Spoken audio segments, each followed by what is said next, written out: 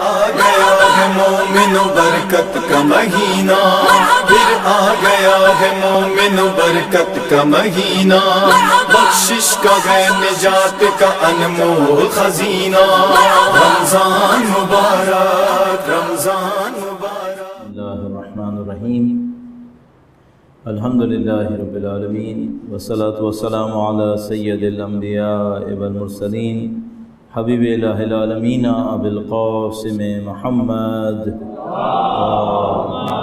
صلی علی محمد آل محمد وعجل فرجہ، وعلی آلہ الطیبین الطاہرین، سیما بقیۃ اللہ فی الارضین۔ قال اللہ تعالی فی کتابہ الکریم، بسم اللہ الرحمن الرحیم، ونريد ان نمن علی الذین استضعفوا فی الارض ونجعلهم ائمہ ونجعلهم الوارثین۔ ایک بار پھر درود بھیجیے گا، محمد و آل محمد، صلی علی محمد آل محمد وعجل فرجہ۔ پروردگار عالم کا انتہائی احسان، انتہائی لطف و کرم ہے، اس نے ہماری تمام تر خامیوں، کوتاہیوں، لغزشوں کے باوجود ہمیں دین کا راستہ نصیب فرمایا ہے، قرآن اور اہل بیت اطہار علیہ السلام کی محبت نصیب فرمائی۔ انسان اپنے جسم کے اوپر تو شاید کنٹرول رکھ سکے، لیکن اپنے دل کے اوپر کنٹرول نہیں رکھ سکتا۔ محبتیں اور دوسرے جذبات یہ معمولاً انسان کے اپنے ہاتھ میں نہیں ہوتے۔ یہ کہ خدا تعالیٰ نے ہمارے اور آپ کے دلوں میں قرآن اور اہل بیت اطہار علیہ السلام کا احترام، ان کی محبت نصیب کی ہے، یہ خدا تعالیٰ کی بے پناہ عنایت کا نتیجہ ہو سکتا ہے، اس کے علاوہ کچھ بھی نہیں ہے۔ خدا تعالیٰ کی دی ہوئی اس نعمت کا شکر بجا لانے کے لیے اور اس دعا کے ساتھ کہ انشاءاللہ خدا تعالیٰ ہمیں مبارک رمضان کی برکتوں سے مستفید فرمائے اور اس راستے میں کامیابی نصیب فرمائے۔ درود بھیجیے گا، محمد و آل محمد، صلی علی محمد آل محمد وعجل فرجہ۔ پروردگار عالم نے اپنے دین کے اندر رہنمائی کرنے کے لیے بہت سارے طریقوں کو، وسیلوں کو استعمال کیا ہے۔ ایک طریقہ یہ تھا کہ اس نے اچھے انسانوں کو بھیجا تاکہ انہوں نے ہمیں بتایا کہ بھئی کس طریقے سے زندگی گزارنی ہے، حکم دیتا ہے اور احکام کے ذریعے سے ہمیں سمجھاتا ہے کہ یہ کرو اور یہ نہ کرو۔ اس کی کاموں کا، اس کے طریقوں میں سے ایک طریقہ یہ ہے کہ وہ ہمارے لیے ویلیوز کو ڈیفائن کرتا ہے، اقدار کو ڈیفائن کرتا ہے، کیا چیز اچھی ہے، کیا چیز بری ہے، کس چیز کی کیا ویلیو ہے۔ یہ جو ویلیوز ہوتی ہیں یہ انسان کے عمل کو خود بخود اسٹیئر کر دیتی ہیں۔ تو مثلا اگر کسی معاشرے کے اندر علم ویلیو بن جائے، علم کی قدر بن جائے، لوگ علم کا احترام کرنے لگیں تو خود بخود لوگوں کے اندر علم حاصل کرنے کی خواہش ابھرنے لگتی ہے۔ اچھی سوسائٹیز وہ ہوتی ہیں جن کی ویلیوز اچھی ہوتی ہیں، اور بری سوسائٹیز وہ ہوتی ہیں جن کی ویلیوز بری ہو جائیں۔ اس کے بھی مختلف طریقے ہوتے ہیں کہ آپ کسی سوسائٹی کی ویلیوز کو کیسے جج کرتے ہیں، اس کی اقدار کو۔ تو اس کا ایک طریقہ یہ بتاتے ہیں کہ یہ دیکھیے کہ اس معاشرے کے اندر جو اس سوسائٹی کے ہیرو ہیں وہ کون لوگ ہیں۔ اگر ہیرو اچھے لوگ ہیں اس کا مطلب ہے اس سوسائٹی میں ابھی جان باقی ہے۔ اس سوسائٹی کے ہیرو برے لوگ ہیں اس کا مطلب یہ ہے کہ یہ سوسائٹی جا چکی ہے۔ تو مثال کے طور پر شاید ہی کوئی سوسائٹی ایسی ہو جو 100% بری ہو جائے، کوئی بھی اچھائی نہ ہو اس کے اندر، اور ذرا مشکل ہے کہ کوئی سوسائٹی ایسی بنے جو 100% اچھی ہو جائے۔ انشاءاللہ امام تشریف لائیں گے تو ایسی سوسائٹیز بن جائیں گی۔ درود بھیجے گا، محمد و آل محمد، صلی علی محمد آل محمد وعجل فرجہ۔ لیکن بہرحال فی الحال کم سے کم ایسا نہیں، کوئی سوسائٹی ایسی بنے، ممکن تو ہے کہ 100% بری ہو جائے، یہ ذرا مشکل ہے، کچھ نہ کچھ اچھائیاں ہوتی ہیں۔ اب مثال کے طور پر یہ جو امریکی سوسائٹی ہے، امریکی معاشرہ ہے، کافی برائی میں آگے ہے، ابھی بھی کم سے کم اتنی اچھائی ہے جیسے محمد علی جیسے کو ہیرو مان رہے ہیں۔ یہ اچھی بات ہے، بڑی بات ہے کہ بھئی ابھی بھی کم سے کم اتنا باقی ہے دمخم کہ اس جیسے آدمی کو ہیرو مان رہے ہیں۔ البتہ کچھ مکس اپ بھی ہیں، مثلا اگر وہ باکسنگ کا چیمپئن نہ ہوتا تو کیا پھر بھی اس کو اتنا بڑا مانتے؟ وہ ذرا مسئلہ ہے، لیکن بہرحال یہ کہ مان رہے ہیں، یہ اچھی بات ہے، یہ اچھی بات ہے۔ اور یہ خدا متعال کا ایک نظام ہے شاید انسانوں کو ہدایت کرنے کا، کہ وہ کہیں نہ کہیں ویلیوز کو دیتا ہے۔ ان ویلیوز میں سے ایک ویلیو جو اسلام کے اندر ہے وہ علم ہے، کہ انسان کے پاس علم ہونا چاہیے۔ اب آج کے زمانے میں ایک اور مشکل یہ ہے کہ ہمارے پاس، جیسا کہ اشعار میں کہتے ہیں، گھٹ گئے انسان بڑھ گئے سائے، آج کل ہمارے پاس ایشو یہ ہے کہ الفاظ باقی ہیں، الفاظ کے کانٹینٹس وہ نہیں ہیں، مفہوم وہ نہیں ہیں جن کو یہ الفاظ دکھانے کے لیے آئے تھے۔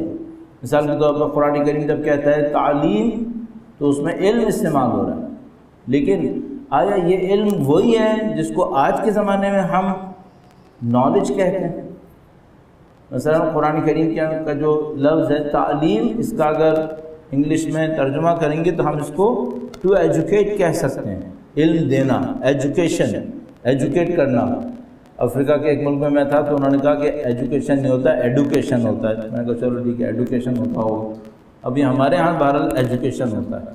تو انہوں نے جو ہمارے ہاں ایجوکیشن کہہ رہے ہیں، یہ ایجوکیشن وہی ہے جو قرآن کریم کہتا ہے، علم، تعلیم۔ تو مجھے لگتا ہے نہیں، بہت فرق ہے ان دونوں کے اندر۔ یا مثلا ہارورڈ میں، ییل میں، جس کو آئی وی لیگس کہتے ہیں یونیورسٹیز میں، ان کے اندر جو ایجوکیشن ہے یہ وہی ایجوکیشن ہے جو قرآن کریم کہہ رہا تھا تعلیم، یعلمہم الکتاب والحکمہ۔ تو ہمیں لگتا ہے نہیں بھائی، یہ تعلیم کچھ اور ہے، وہ تعلیم کچھ اور ہے۔ یا مثال کے طور پر جب ہمارے یہاں کہتے ہیں کہ تکامل، کمال حاصل کرنا، تو انگلش میں اس کے لیے کہہ سکتے ہیں ڈیولپ ہونا، لیکن جو آج کل کے سوشالوجی میں، اکنامکس میں، پالیٹکس میں، پولیٹیکل سائنسز کے اندر ڈیولپمنٹ کہتے ہیں، اس ڈیولپمنٹ کا مطلب وہی تکامل ہے جو قرآن کریم تکامل کہتے ہیں۔ تو ہم دیکھتے نہیں، اس کا مطلب وہ نہیں ہوتا ہے، کافی مختلف ہے۔ تو آج کل ہمارے ساتھ مشکل یہ ہے کہ الفاظ تو ہیں، لیکن الفاظ جن چیزوں کو پیش کر رہے ہیں، پریزنٹ کر رہے ہیں، وہ چیزیں وہ نہیں ہیں جو ہم سوچ رہے تھے۔ تو آپ کو ہمیں بہت زیادہ ہوشیار ہونا پڑتا ہے۔ انہی میں سے، ان مشکلات کے نتیجے میں جن چیزوں کو اسلام نے ویلیو دی تھی، نام تو ہیں وہی لیکن مطلب وہ نہیں ہے۔ مثلا اسلام نے جب کہا تعلیم کو کہ یہ ویلیو ہے، هل يستوي الذين يعلمون والذين لا يعلمون، آیا وہ لوگ جو صاحبان علم ہیں، جانتے ہیں، ان کے برابر ہو سکتے ہیں جو نہیں جانتے؟ اب سوال یہ کہ جاننا کسے کہتے ہیں؟ جاننا کسے کہتے ہیں؟ تو اب ہمارے پاس ایک پورا پیکیج بنتا ہے، پورا پیکیج ہماری دوست کی اصطلاح میں۔ اس پیکیج میں کیا ہوتا ہے؟ اس میں آپ کو دیکھنا ہوتا ہے علم کا مطلب کیا ہوتا ہے، پھر جو علم قرآن کریم یا روایات شریفہ فرما رہی ہیں اس علم کا مطلب کیا ہوتا ہے۔ پھر آپ کے ذہن میں فوراً یہ آتا ہے کہ بھئی یہ لوگ علم کہہ رہے ہیں، یہ دماغ پر بننے والی چند تصویروں کے سوا کچھ نہیں ہے، پرسیپشنز ہیں۔ آپ نے باہر کیا دیکھا، آپ کے ذہن پہ کیا بن گیا، آپ نے اس کو یاد کر لیا، ان کے نزدیک علم یہ ہے۔ اور جو روایات ہمارے پاس علم کہہ رہی ہیں وہ پرسیپشن ایک مرحلہ ہے، دیکھا، تصویر بنی، لیکن کتنا دیکھا؟ تو وہ کہتے ہیں نہیں، اگر صرف اس دنیا کو دیکھا اور پیچھے نہیں دیکھا تو اصلا وہ علم نہیں ہے۔ صرف اس دنیا کو دیکھا اور پیچھے نہیں دیکھا تو فرماتے ہیں تو علم ہی نہیں ہوا۔ اچھا دیکھا اور عمل میں نہیں آیا، فرمایا یہ تو علم ہی نہیں ہے، یہ علم نہیں ہے۔ اصل علم وہ ہوگا جو مختصر کو نہ دیکھے، سب کو دیکھے، اس دنیا کو بھی دیکھے، اس دنیا کو بھی دیکھے، مادے کو بھی دیکھے، روح کو بھی دیکھے، کائنات کو بھی دیکھے اور کائنات کے خالق کو بھی دیکھے، علم۔ پھر جب وہ یہ سب دیکھے تو اس کے عمل کے اوپر اثر ہو یا نہ ہو، عمل کے اوپر اثر نہ ہو تو فائدہ کوئی نہیں ہے۔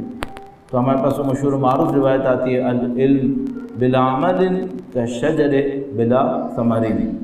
تو اب اس ٹائپ کا علم ہمیں چاہیے، اور اس ٹائپ کے علم کے لیے جو اہل بیت اطہار علیہ السلام نے ہمیں ارشاد فرمایا وہ یہ کہ یہ علم ایک نورانیت ہے۔ یہ علم جس کی اب ہم نے بات کی کہ جو صرف دنیا پہ محدود نہ ہو، آخرت کو بھی دیکھے، مادے کے اوپر محدود نہ ہو، روح کو بھی دیکھے، اور مخلوق پہ محدود نہ ہو، خالق کو دیکھے، یہ جو علم ہے اور جس کے نتیجے میں عمل صادر ہو جاتا ہے، یہ علم ان کے کہے کے مطابق یہ نورانیت ہے۔ روایت جو مشہور و معروف ہے میں آپ کی خدمت میں عرض کروں گا، درود بھیجے گا محمد و آل محمد۔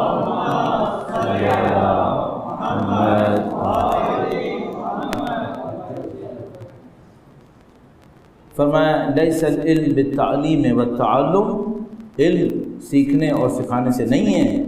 مشہور معروف روایت جو عنوان بصری کی روایت ہے اس کا ایک حصہ ہے، لیس العلم بالتعلیم والتعلم بل هو نور یقذفہ اللہ علی قلب من یشاء، یہ علم سیکھنے اور سکھانے سے نہیں ہے، یہ علم اللہ کا وہ نور ہے جو وہ جس کے دل پہ چاہتا ہے نازل فرما دیتا ہے۔ البتہ یہ جو تعبیر ہمارے پاس آتی ہے خدا جب چاہتا ہے، تو کوئی سوچنے لگتا ہے اس کا مطلب یہ ہے کہ ہمارے عمل کا کوئی دخل نہیں ہے، تو اس کا جواب یہ ہوتا ہے کہ خدا کا چاہنا بلا قانون نہیں ہوتا، خدا چاہتا ہی اس وقت ہے جب وہ قانون بیچ میں آ جاتا ہے جس کے مطابق چاہا جانا چاہیے۔ تو اگر یہ فرمائیں کہ خدا جس کے دل پہ چاہتا ہے نازل فرماتا ہے، تو اس کا مطلب یہ ہوگا کہ جب بھی کوئی انسان اس نزول نور کے لیے وسائل کو اور عوامل کو فراہم کر دیتا ہے، خدا اس کے اوپر وہ علم نازل کر دیتا ہے، بلا وجہ میں نازل نہیں ہوگا۔ تو اب اس کا مطلب کیا ہوا؟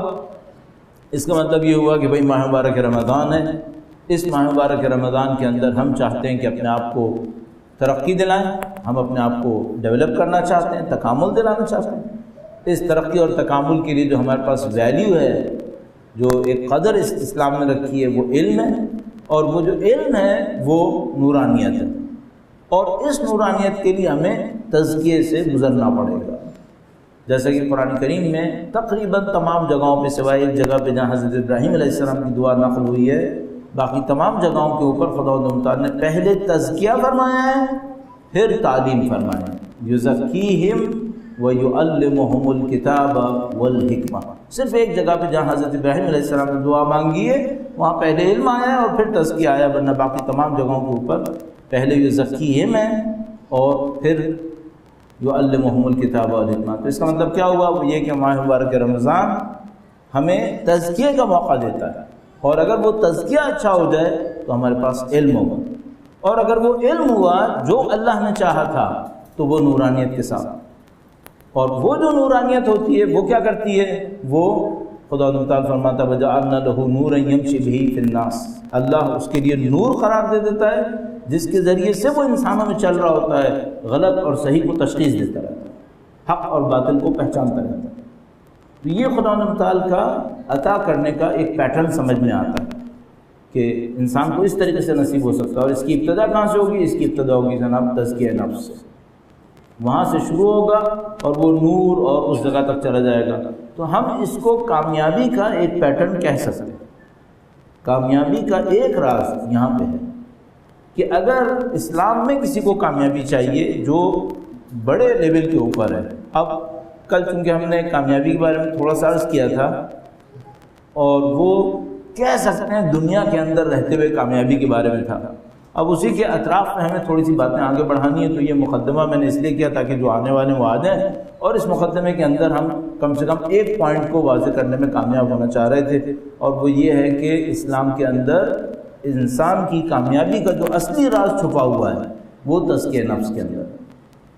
اگر انسان تزکیہ نفس کے راستے میں کامیابی حاصل کرے گا تو پھر کامیابی تو ہو سکتی ہے، اور ورنہ پھر کوئی تصور نہیں۔ قد افلح من زکاہا وقد خاب من دساہا، ایکسکلوسیولی بس وہ کامیاب ہوگا۔ یہ خدا تعالیٰ کا اتنا زیادہ ایکسکلوسیو انداز ہے، قد افلح من زکاہا، بس وہ کامیاب ہوگا جو تزکیہ نفس کرے۔ تو تزکیہ نفس کو ہر کامیابی کا محور بنا دیا خدا تعالیٰ۔ اب میں اس پہ منتقل ہوں گا کہ ہمیں کامیابی کو کتنی سطح پہ دیکھنا ہوگا۔ کامیابی کا تصور محدود نہیں، کامیابی کا تصور بہت وسیع ہے، اور اس کامیابی کو حاصل کرنے کا پہلا قدم اگر تزکیہ نفس ہے تو پھر باقی چیزیں کس طریقے سے حاصل ہوں گی۔ اور کل جو بات تھی اس کو بھی بڑھائیں گے کہ بھئی دنیا میں بھی کامیابی چاہیے بالآخر، تو دنیا میں کامیابی کا مطلب کیا نکلے گا۔ اب اس میں تقدم اور تاخر، پہلے کس کو لائیں بعد میں کس کو لائیں، آپ درود بھیجیں گے تو اپنے ذہن میں طے کروں گا۔ درود بھیجے گا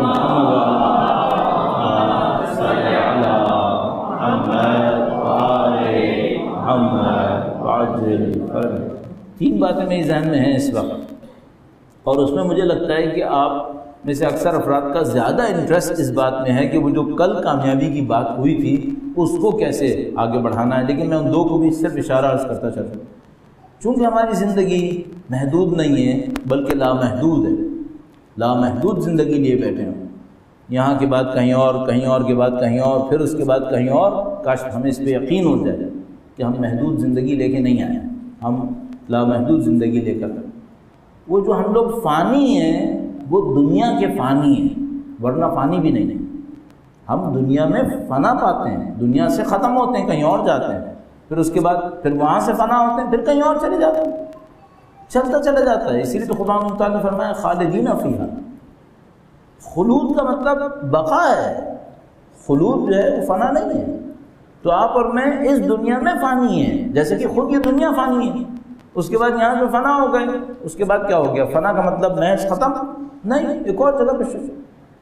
تو ایک معنی میں فانی ہیں، ایک معنی میں باقی ہیں، ورنہ خالد کیسے ہیں؟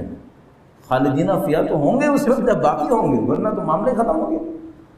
اب اگر کسی کو اس پہ یقین ہو جائے کہ بھائی زندگی ابدی ہے، زندگی ابدی ہے، تو پھر فوراً اس کو ایک بات پتہ چلتی ہے کہ وہ جو حی ہوتا ہے وہ وابستہ ہوگا اگر خدا نہ ہو۔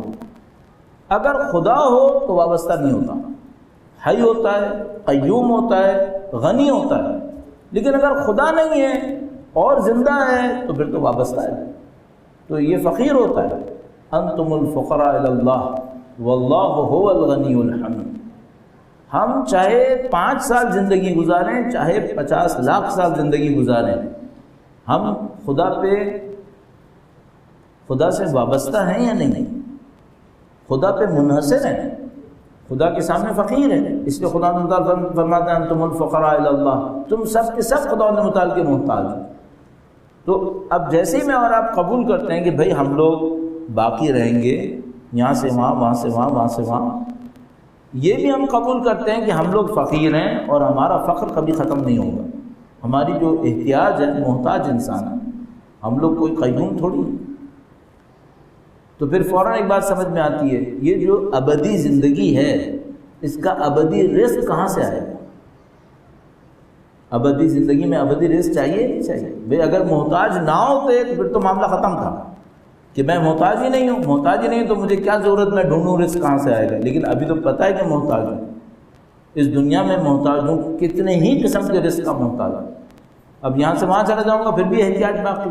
تو پھر اب ایک اور سوال سامنے آتا ہے، بھئی اگر ابدی زندگی ہے تو ابدی احتیاج بھی ہے۔ ابدی احتیاج کا مطلب کیا ہے؟ رزق کا بندوبست کرنا یا نہیں کرنا؟ یہ ابدی رزق کہاں سے آئے گا؟ ابدی رزق کیسے آئے گا؟ جیسے ہی آپ اور میں اس نتیجے پر آتے ہیں کہ بھائی یہ معاملہ ہے کہ چاہیے، تو پھر میری اور آپ کی جو نظریں ہوتی ہیں وہ 30-40 سال سے آگے چلی جاتی ہیں، اور ہم اور آپ اپنی ابدی زندگی کے لیے سوچنا شروع کر دیتے ہیں کہ بھائی کامیابی یہاں بھی چاہیے اور کامیابی آگے بھی چاہیے۔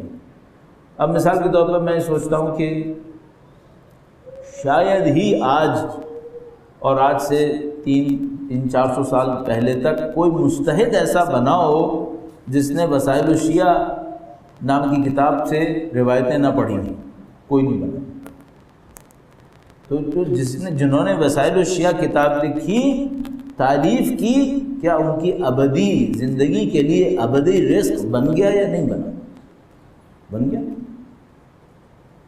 کون سا ہم میں سے ہے، یہاں پر چھوڑیے، ایران اور لبنان اور کہیں پہ بھی چلے جائیے دنیا میں، شاید کہہ سکتا ہوں کہ شاید ہی کوئی اہل بیت کے چاہنے والے کا گھرانہ ہوگا، تھوڑا بہت بھی مذہبی ہوا، جس کے گھر میں مفاتیح الجنان نہ ہو۔ تو شیخ عباس قمی کی ابدی زندگی کا کارنامہ ہو گیا۔ ہماری اور آپ کی ابدی زندگی کے لیے سرمایہ کیا ہے؟ ہمیں بہت اچھے طریقے سے سوچنا پڑتا ہے اس کے اوپر کہ بھئی زندگی تو ابدی ہے، احتیاج بھی ابدی ہے، کامیابی بھی چاہیے۔ سرمایہ ہوگا تو کامیابی ہوگی، رزق ہوگا تو کامیابی ہوگی۔ البتہ آپ یہ کہہ سکتے ہیں کہ بھائی جن کے تم نے نام لیے تو 5-10 آدمی ہوں گے دنیا میں، باقیوں کا کیا ہوگا؟ خدا تعالیٰ نے ہمیں پتہ نہیں کتنے وسیلے دی، ایک طرف سے ہمیں جسمانی اولاد دی ہیں اور دوسری طرف سے ہمیں روحانی اولاد بھی دی۔ تو کہا ہے کہ تم جسمانی اولاد کے ذریعے بھی رزق کا بندوبست کر سکتے ہو اور اس سے بڑھ کر روحانی اولاد کے ذریعے سے رزق کا بندوبست کر سکتے ہو۔ سلسلہ منقطع نہیں ہونے دیتا تھا، سلسلے کو جاری و ساری رکھا ہے۔ اور اس خدا کے پاس ظاہر ہے کہ وہ حساب رکھنے والا ہے، اس کے لیے حساب رکھنا مشکل کام نہیں ہے، تو وہ شاید ہم جیسوں کے لیے مشکل ہو کہ میں یہ حساب کروں کہ آج سے 1000 سال پہلے آنے والے کسی عالم نے میری زندگی سے کیا ثواب حاصل کیا، لیکن خدا کے لیے کوئی مشکل کام نہیں، تو ہمیں اور آپ کو اس کو سوچنا پڑتا ہے۔ لیکن میں اس چیپٹر کے اوپر زیادہ محنت نہیں کرنا چاہوں گا، میں وہ دنیا والے کے اوپر آؤں گا کہ اس میں کامیابی کے لیے کیا کرنا ہے۔ تو کل ہم نے عرض کیا تھا کہ کامیابی ایک احساس کا نام ہوتا ہے، یہ احساس انسان کے اندر ہوتا ہے تو وہ اپنے آپ کو کامیاب تصور کرتا ہے، وہ احساس نہیں ہوتا تو اس کو کامیابی نصیب نہیں ہو پاتی۔ اب ہمارے بھائی نے جیسے کل آخر میں یہ کہا کہ بھئی احساس تو اچھی بات ہے لیکن بالآخر حلوہ بھی تو چاہیے، میٹھا میٹھا کہنے سے بالآخر کچھ تو چاہیے۔ ہاں چاہیے بھی ہے، چونکہ وہ جو احساس کا معاملہ ہے اس احساس کی درد کرنے والے لوگ ذرا کم ہوتے ہیں کہ اس بات کو سمجھ سکیں کہ احساس ہے در حقیقت جو کامیابی دلاتا ہے۔ لیکن بہرحال دوسری چیزیں بھی ہیں، تو ان سب کو کیسے جمع کیا جائے، ہم چند قدم اس کو بیان کرنے کی کوشش کرتے ہیں۔ درود بھیجے گا محمد و آل محمد۔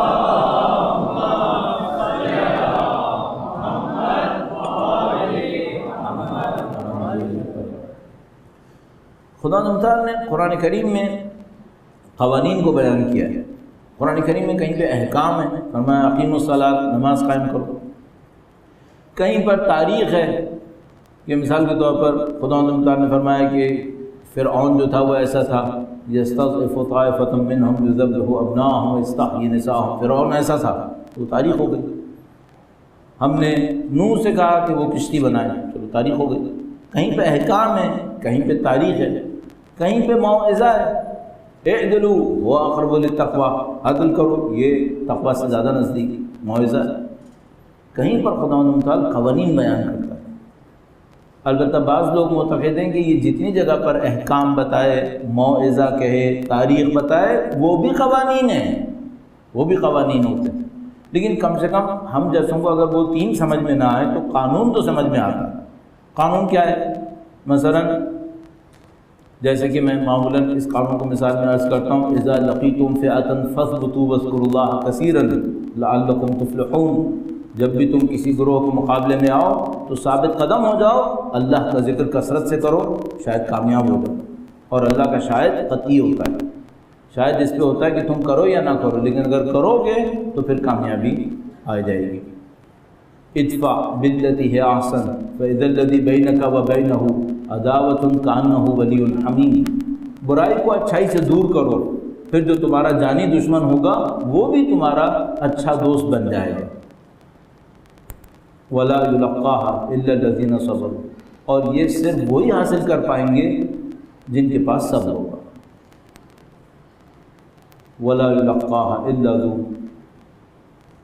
فضل عظیم، جہاں تک میرے ذہن میں آتا ہے، نہیں، حظ عظیم، اور یہ اس کو صرف وہی حاصل کر پائیں گے جن کے پاس خدا متعال کی طرف سے بڑی عظیم الشان نعمت ہوتی۔ یہ قوانین ہوتے ہیں۔ اب میں ان قوانین کے اندر رہتے ہوئے سوچتا ہوں کہ اگر قانون سمجھ میں آ جائے زندگی آسان ہے۔ ہمیں اگر قوانین سمجھ میں نہیں آتے تو ہم لوگ اپنی مشکل حل نہیں کر پاتے۔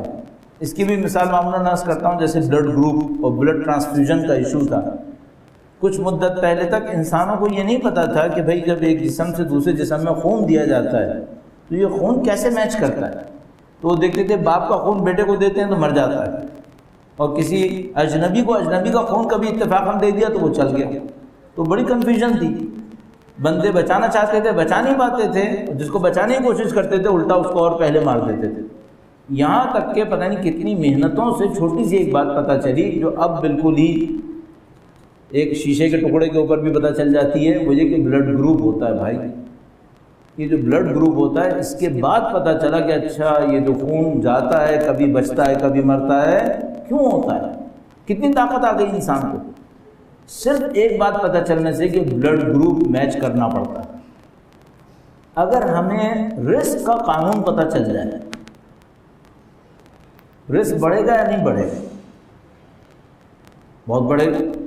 اگر پتہ چل جائے کہ رزق آتا کیسے، اچھا اگر یہ پتہ چل جائے خوشی کیسے آتی ہے، خوشیاں بڑھ جائیں گی۔ اگر پتہ چل جائے کامیابی کیسے آتی ہے، کامیابی بڑھ جائے گی، سب انسان کامیاب ہو جائے گے۔ اچھا یہ دنیا میں تو یہ ہے، دنیا کی اسٹینڈرڈز میں کہ سب کبھی کامیاب نہیں ہوں۔ دنیا کی جو دوڑ ہے، یہ ٹریک اینڈ فیلڈ کی آپ نے دوڑ دیکھی، 10 آدمی بھاگ رہے ہوتے ہیں، 10 یا فرد مرد عورت جو بھی، ایک نے جیتنا ہے، باقی 9 نے ہارنا ہے اس ایک کے مقابلے میں۔ ہو ہی نہیں سکتا 10 جیت جائے، یہ نہیں ہو سکتا۔ تو مثال کے طور پر ایک دوڑ کا ایک حال بتاتے ہیں، بہت اس کو فخر سے بیان کرتے ہیں، کہتے ہیں مثلا 10 بچے بھاگ رہے تھے اور وہ تھے جو انڈر پریویلیجڈ ہوتے ہیں، یعنی مثلا ان کے اندر کوئی نہ کوئی جسمانی کمی تھی ظاہری طور پر، تو یہ جو اسپیشل چلڈرن تھے یہ بھاگ رہے تھے 10، اور سب کے سب وہ تھے جو ذہنی طور پر تھوڑے سے ریٹائرڈ تھے، تھوڑی سی کمی ذہنی طور پر۔ یہ لوگ بھاگ رہے تھے 10 کے 10، تو ان میں سے ایک جو تھا وہ گر جاتا ہے، ایک گر جاتا ہے، جیسے ایک گر جاتا ہے باقی سب رک جاتے ہیں اور سب اس ایک کو ہاتھ میں پکڑ کے فنش لائن کراس کر لیتے ہیں۔ دنیا میں ہم لوگ ایسے نہیں کرتے، جب کوئی گرتا ہے تو اس کو ایک ٹھڈا اور مار کے بھاگ جاتا ہے، ایک اور مار دیتے۔ دنیا یہ ہے، ایک نے جیتنا ہے 9 نے ہارنا ہے، لیکن خدا کا نظام ایسا نہیں ہے۔ اچھا اگر ہمیں یہ سمجھ میں آ جائے کہ کیسا ہے تو پھر بیوٹی کیا ہے؟ بیوٹی یہ سب لوگ کامیاب ہو سکتے ہیں۔ یہ جو وقت کے امام تشریف لائیں گے اور زمین و آسمان سے برکتیں نازل ہوں گی، کیسے نازل ہوں گی واقعا ہم لوگوں کو نہیں معلوم، لیکن تھوڑا سا غور کریں تو ایک بات سمجھ میں آتی ہے۔ اگر سب کو یہ سمجھ میں آ جائے کہ اکیلا جیتنا نہیں ہے، زیادہ سے زیادہ لوگوں کو لے کر پہنچنا جیتنا ہے، تو ہارے گا کون سوائے بدبخت کے؟ صرف بدبخت انسان ہارے گا اپنے کی کرتوت کی بنیاد پہ، ورنہ کوئی نہیں ہارے گا۔ تو ہمیں صرف یہ دیکھنا ہوگا بھئی یہ کام ہے کیسا، یہ جو میں اور آپ زندگی گزار رہے ہیں، اس زندگی کے اندر ہم کتنے لوگوں کو مصیبتوں میں دیکھ رہے ہیں اس وقت۔ مثلا جہاں جاؤ مصیبتوں کا ایک انبار لگا ہوا ہے، کوئی کسی مصیبت میں پھنسا ہوا ہے، کوئی کسی مشکل میں پھنسا ہوا ہے، کوئی کسی بات کے لیے رو رہا ہے، کوئی کسی بات کے لیے چلا رہا ہے، کر رہا ہے۔ مجھے ایک بات سمجھ میں نہیں آتی، ہم لوگ تھکے نہیں ہیں اس سے؟ کیا ہمیں یہ سمجھ میں نہیں آ رہا ہے کہ کچھ غلط ہو رہا ہے یہاں پر؟ اچھا چلو وہ جو بے دین ہے غلط کر رہے ہیں، وہ بے دین چلو ٹھیک ہے معاملہ ختم ہو گیا، دیندار نہیں تھک رہے؟ کم سے کم دینداروں کو تو تھک جانا چاہیے کہ بھئی یہ کچھ ہو رہا ہے، خرابی ہو رہی ہے کچھ یہاں پر، ورنہ یہ خدا ایسا کیوں بنائے گا؟ میں نہیں کہہ رہا ہم سب کے پاس دولت کے انبار لگے ہوئے ہوں گے، خدا نے ہم سے وعدے نہیں کیے دولت کے، لیکن خدا تعالیٰ نے ہم سے سکون کے وعدے کیے۔ الا بذکر اللہ تطمئن القلوب، ذکر کے سکون کا وعدہ کیا ہم سے، اس نے الفت اور محبت کا ہم سے وعدہ کیا ہوا۔ لو انفقت ما فی الارض جميعا ما الفت بین قلوبهم ولکن اللہ الف بین قلوبهم، یہ تو سکون اور الفت کے تو وعدے کیے ہیں اس نے۔ تو یہ اگر ہمیں نہیں مل رہی، اس کا مطلب یہ ہے کہ ہم کوئی چیز مس کر رہے ہیں۔ اب اس مس کرنے کا راز جو ہے وہ ہمیں کھولنا پڑے گا، اور میں نے کل آپ کی خدمت میں عرض کیا کہ دیکھو بھائی، کامیابی کو سب سے پہلے یہ دیکھ لو، کامیابی آیا ملکیت کا نام ہے، پوزیشن کا نام ہے؟ کامیابی پوزیشن کا نام نہیں ہو سکے گی، کیونکہ اگر کامیابی ملکیت کا نام ہے، دنیا میں چیزیں ملکیت میں لانے کے لیے بہت کم ہیں، پھر ہمیں جنگ دیکھنی پڑے گی، صرف جنگ ہی جنگ رہے گی، کبھی بھی معاملہ ختم نہیں ہوگا۔ اس کے علاوہ اور کیا ہو سکتا ہے؟ اس کے علاوہ ایک طریقے سے آگے بڑھنے کی کوشش کرتے ہیں۔ درود بھیجے گا محمد وعلی محمد۔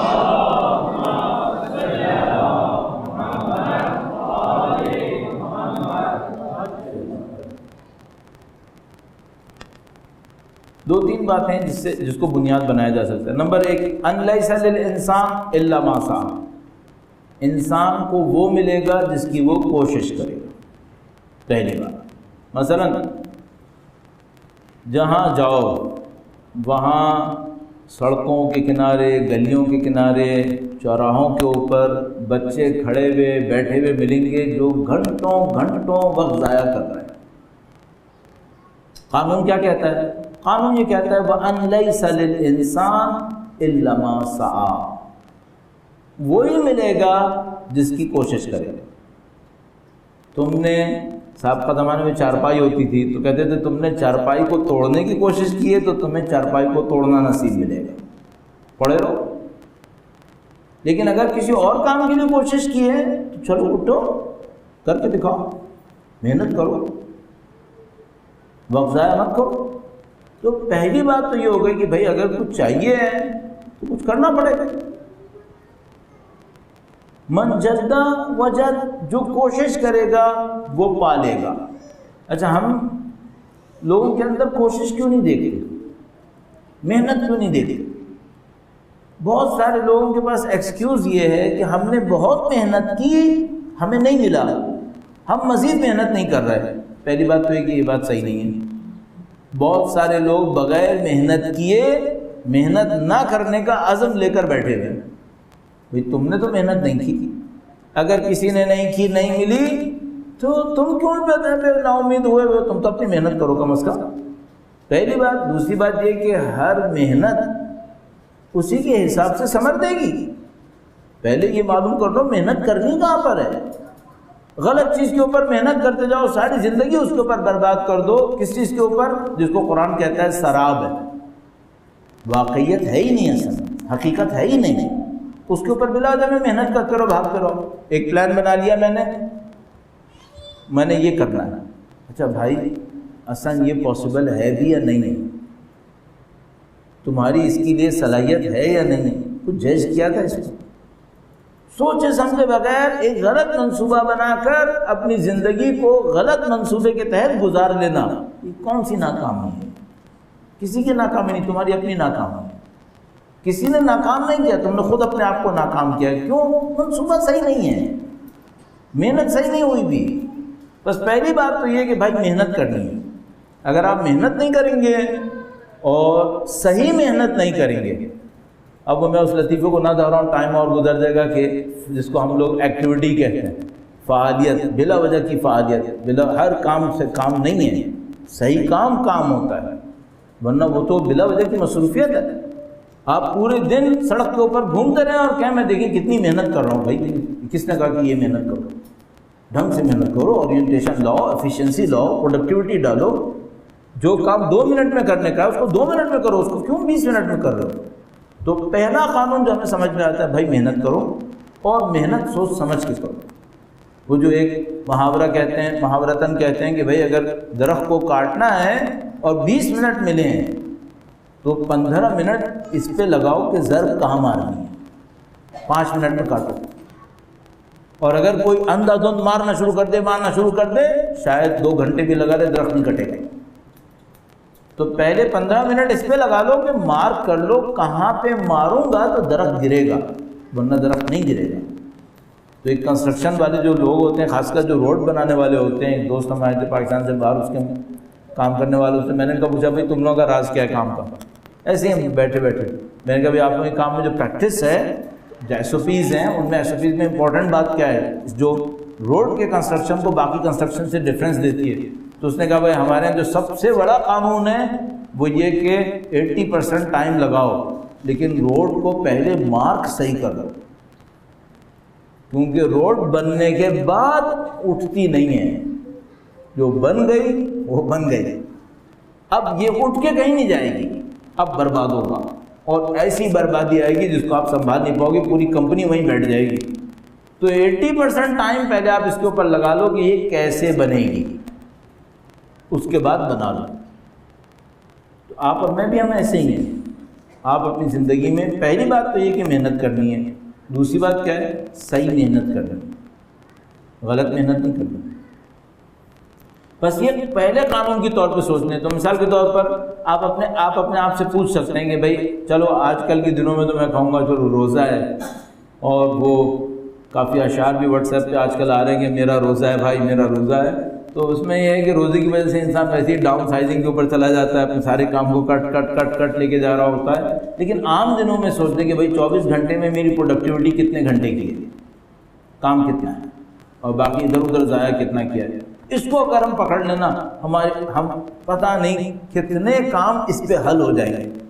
میں نے اس پہلے پوائنٹ کو اس زیادہ اصرار نہیں کر پاؤں گا، یا تو میری مثالیں اچھی نہیں ہوں گی، ورنہ یہ آپ کا وقت ضائع ہوگا، بور ہوں گے۔ لیکن بہرحال پوائنٹ کیا ہے؟ نمبر 1 محنت کرنی ہے، اور اس کے ساتھ صحیح جگہ محنت کرنی ہے۔ پوائنٹ کو نکال کے لاؤ، لیکن اس دوسرے پوائنٹ یعنی صحیح جگہ محنت کرنی ہے، اس کو ایک مثال سے عرض کروں گا۔ درود بھیجیے گا محمد و آل محمد۔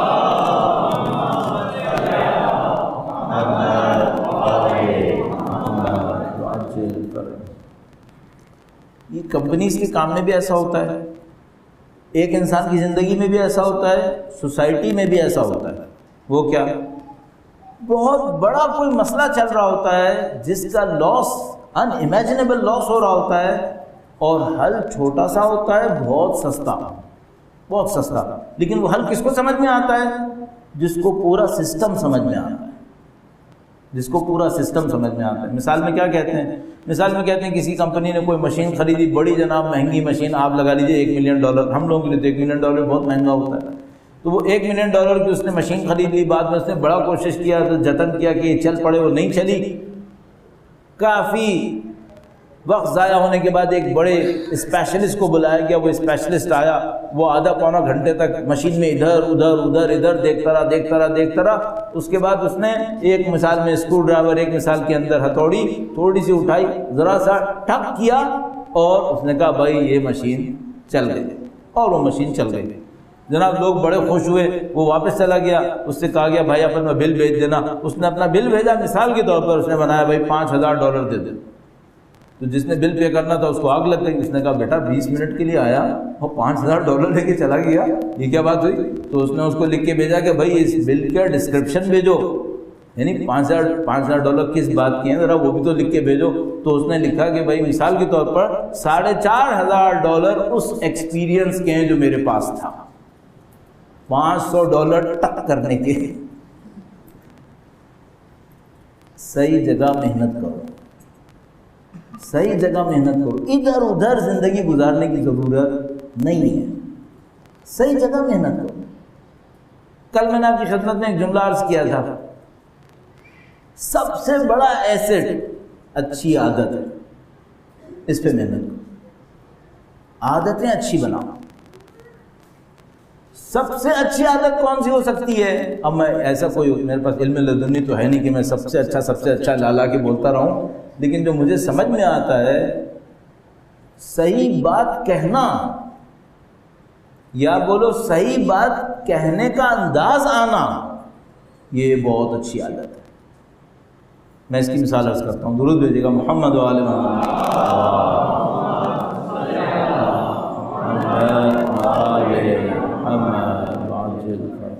آپ نے شاید نوٹ کیا ہو کہ مثال کے طور پر آپ نے کسی سے بات کرنا شروع کی سوسائٹی کے بارے میں، اس نے کہا سوسائٹی سب غلط ہے، تو اس سے پوچھنا پڑتا ہے کہ جو سب غلط ہیں اس میں تم شامل ہو یا نہیں؟ سب کا مطلب تو سبھی ہو گیا نا، سب کا مطلب ہوتا ہے 100%، تو تم بھی شامل ہو اس کے اندر، غلط ہو کر شاید بات صحیح کہہ رہا ہو، انداز صحیح نہیں ہے، کہنا نہیں آتا۔ مجھے یوں لگا ہے کہ شاید سب سے اہم عادت، سب سے اچھی عادت نہ کہوں، اہم عادتوں میں سے ایک اہم عادت یہ ہے کہ آپ کو بات کرنا آتی ہو۔ آپ نے بات کرنی کیسے ہے، کس سے کیا کہنا ہے، آپ کے دل میں جو کچھ ہے اس کو ظاہر کس انداز میں کرنا ہے، الفاظ صحیح ہونے چاہیے، بات ٹو دا پوائنٹ ہو جائے، صحیح منطقی نتیجہ لیا جا سکے، یہ بہت امپورٹنٹ ہے۔ اس وقت کی جو پرابلمز ہماری سوسائٹی کے اندر آ رہی ہیں، اگر ہم خاندانی مسائل کو لیں، سوسائٹی کی مشکلات کو لیں، ایون اپنی لیڈرشپس وغیرہ کو جو اس وقت پاکستان کے اندر موجود ہیں قومی سطح پر، یعنی پورے ملک کی سطح پر، اس کو لیں، شیخ کے چیپٹر کو نہ چھیڑو معاملہ خراب ہوگا، تو ان سب میں ایک مشکل ایک پیش آ رہی ہے، وہ کیا ہے؟ دماغ منطقی نہیں سوچ رہے، جذباتی سوچ رہے۔ اچھا، ہمارا جو علاقہ ہے بر صغیر، یہ اس کے لیے مشہور ہے، جذباتی سوچنے کے لیے بہت مشہور ہے پوری دنیا کے اندر۔ البتہ یہ کہ کیوں ایسا ہو گیا، ہم کیوں نہیں سنبھال پائی، یہ علیحدہ مسئلہ، لیکن بہرحال عزیزان محترم، کامیابی کے لیے محنت چاہیے، اور محنت کے لیے میں نے عرض کیا صحیح جگہ پہ محنت چاہیے۔ جس جگہ پہ صحیح محنت چاہیے وہ کیا ہے؟ دماغ کو کنٹرول، صحیح سوچنا آنا چاہیے۔ اگر آپ کو صحیح سوچنا آتا ہے آپ کے بہت سارے مسائل حل ہیں۔ اچھا یہ صحیح سوچنا کسے کہتے ہیں؟ میں چاہ رہا ہوں کوئی چیز ایسی نہ رہ جائے جس پہ آدمی مثلا آپ اٹھ کے جائیں اور آپ کہیں کہ پتہ نہیں باتیں تو بہت کہیں لیکن سمجھ میں نہیں آیا کہا کیا، یعنی کرنا کیا ہے۔ میں چاہ رہا ہوں اس کو حل کر دیں۔ ہم ایک جملہ استعمال کرتے ہیں، ٹرمنالوجی استعمال کرتے ہیں، انالیٹیکل مائنڈ، تجزیاتی ذہن۔ تجزیاتی ذہن، تجزیاتی ذہن کا مطلب کیا ہے؟ جذباتی ہو کے مت سوچو، جو حقیقت ہے اسے دیکھو، جتنا جس کو جگہ ملنی چاہیے اتنی دے دو، چاہے تمہارے خلاف جائے، چاہے تمہارے خلاف جائے۔ اس کی مثال کیسے ہو سکتی ہے؟ مثلا ایسا ہو سکتا ہے آپ بیٹھیے، 5 افراد کے مقابلے میں اپنے آپ کو دیکھیں، اپنے آپ کو دیکھیں۔ اب یہاں پہ یہ معاملہ بہت سیریس ہے، بہت امپورٹنٹ پوائنٹ ہے یہاں پر، اور میں چاہ رہا ہوں کہ آپ کی توجہ جتنی ہے اس سے بھی زیادہ اگر بڑھ جائے تو اور بھی اچھا ہے۔ بعض لوگ بہت زیادہ توجہ سے سن رہے ہیں، یہ بہت اچھی بات ہے، اور ظاہر ہے کہ اگر میں بعض لوگوں کو کہہ رہا ہوں بہت زیادہ توجہ سن رہے ہیں تو اس مطلب بعد میں تھوڑی سی کمی بھی ہے، وہ بھی پوری ہو جائے گی۔ درود بھیجیں محمد و آل محمد۔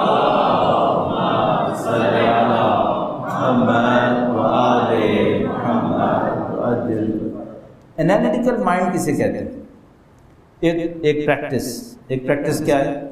آپ 5 افراد کے درمیان اپنے آپ کو رکھیں، 5 نہ کریں 3 کر لیں، اگر 3 سے مشکل نہ ہو کوئی 4 کر لیں، تو جو آپ کی مرضی وہ کر لیں۔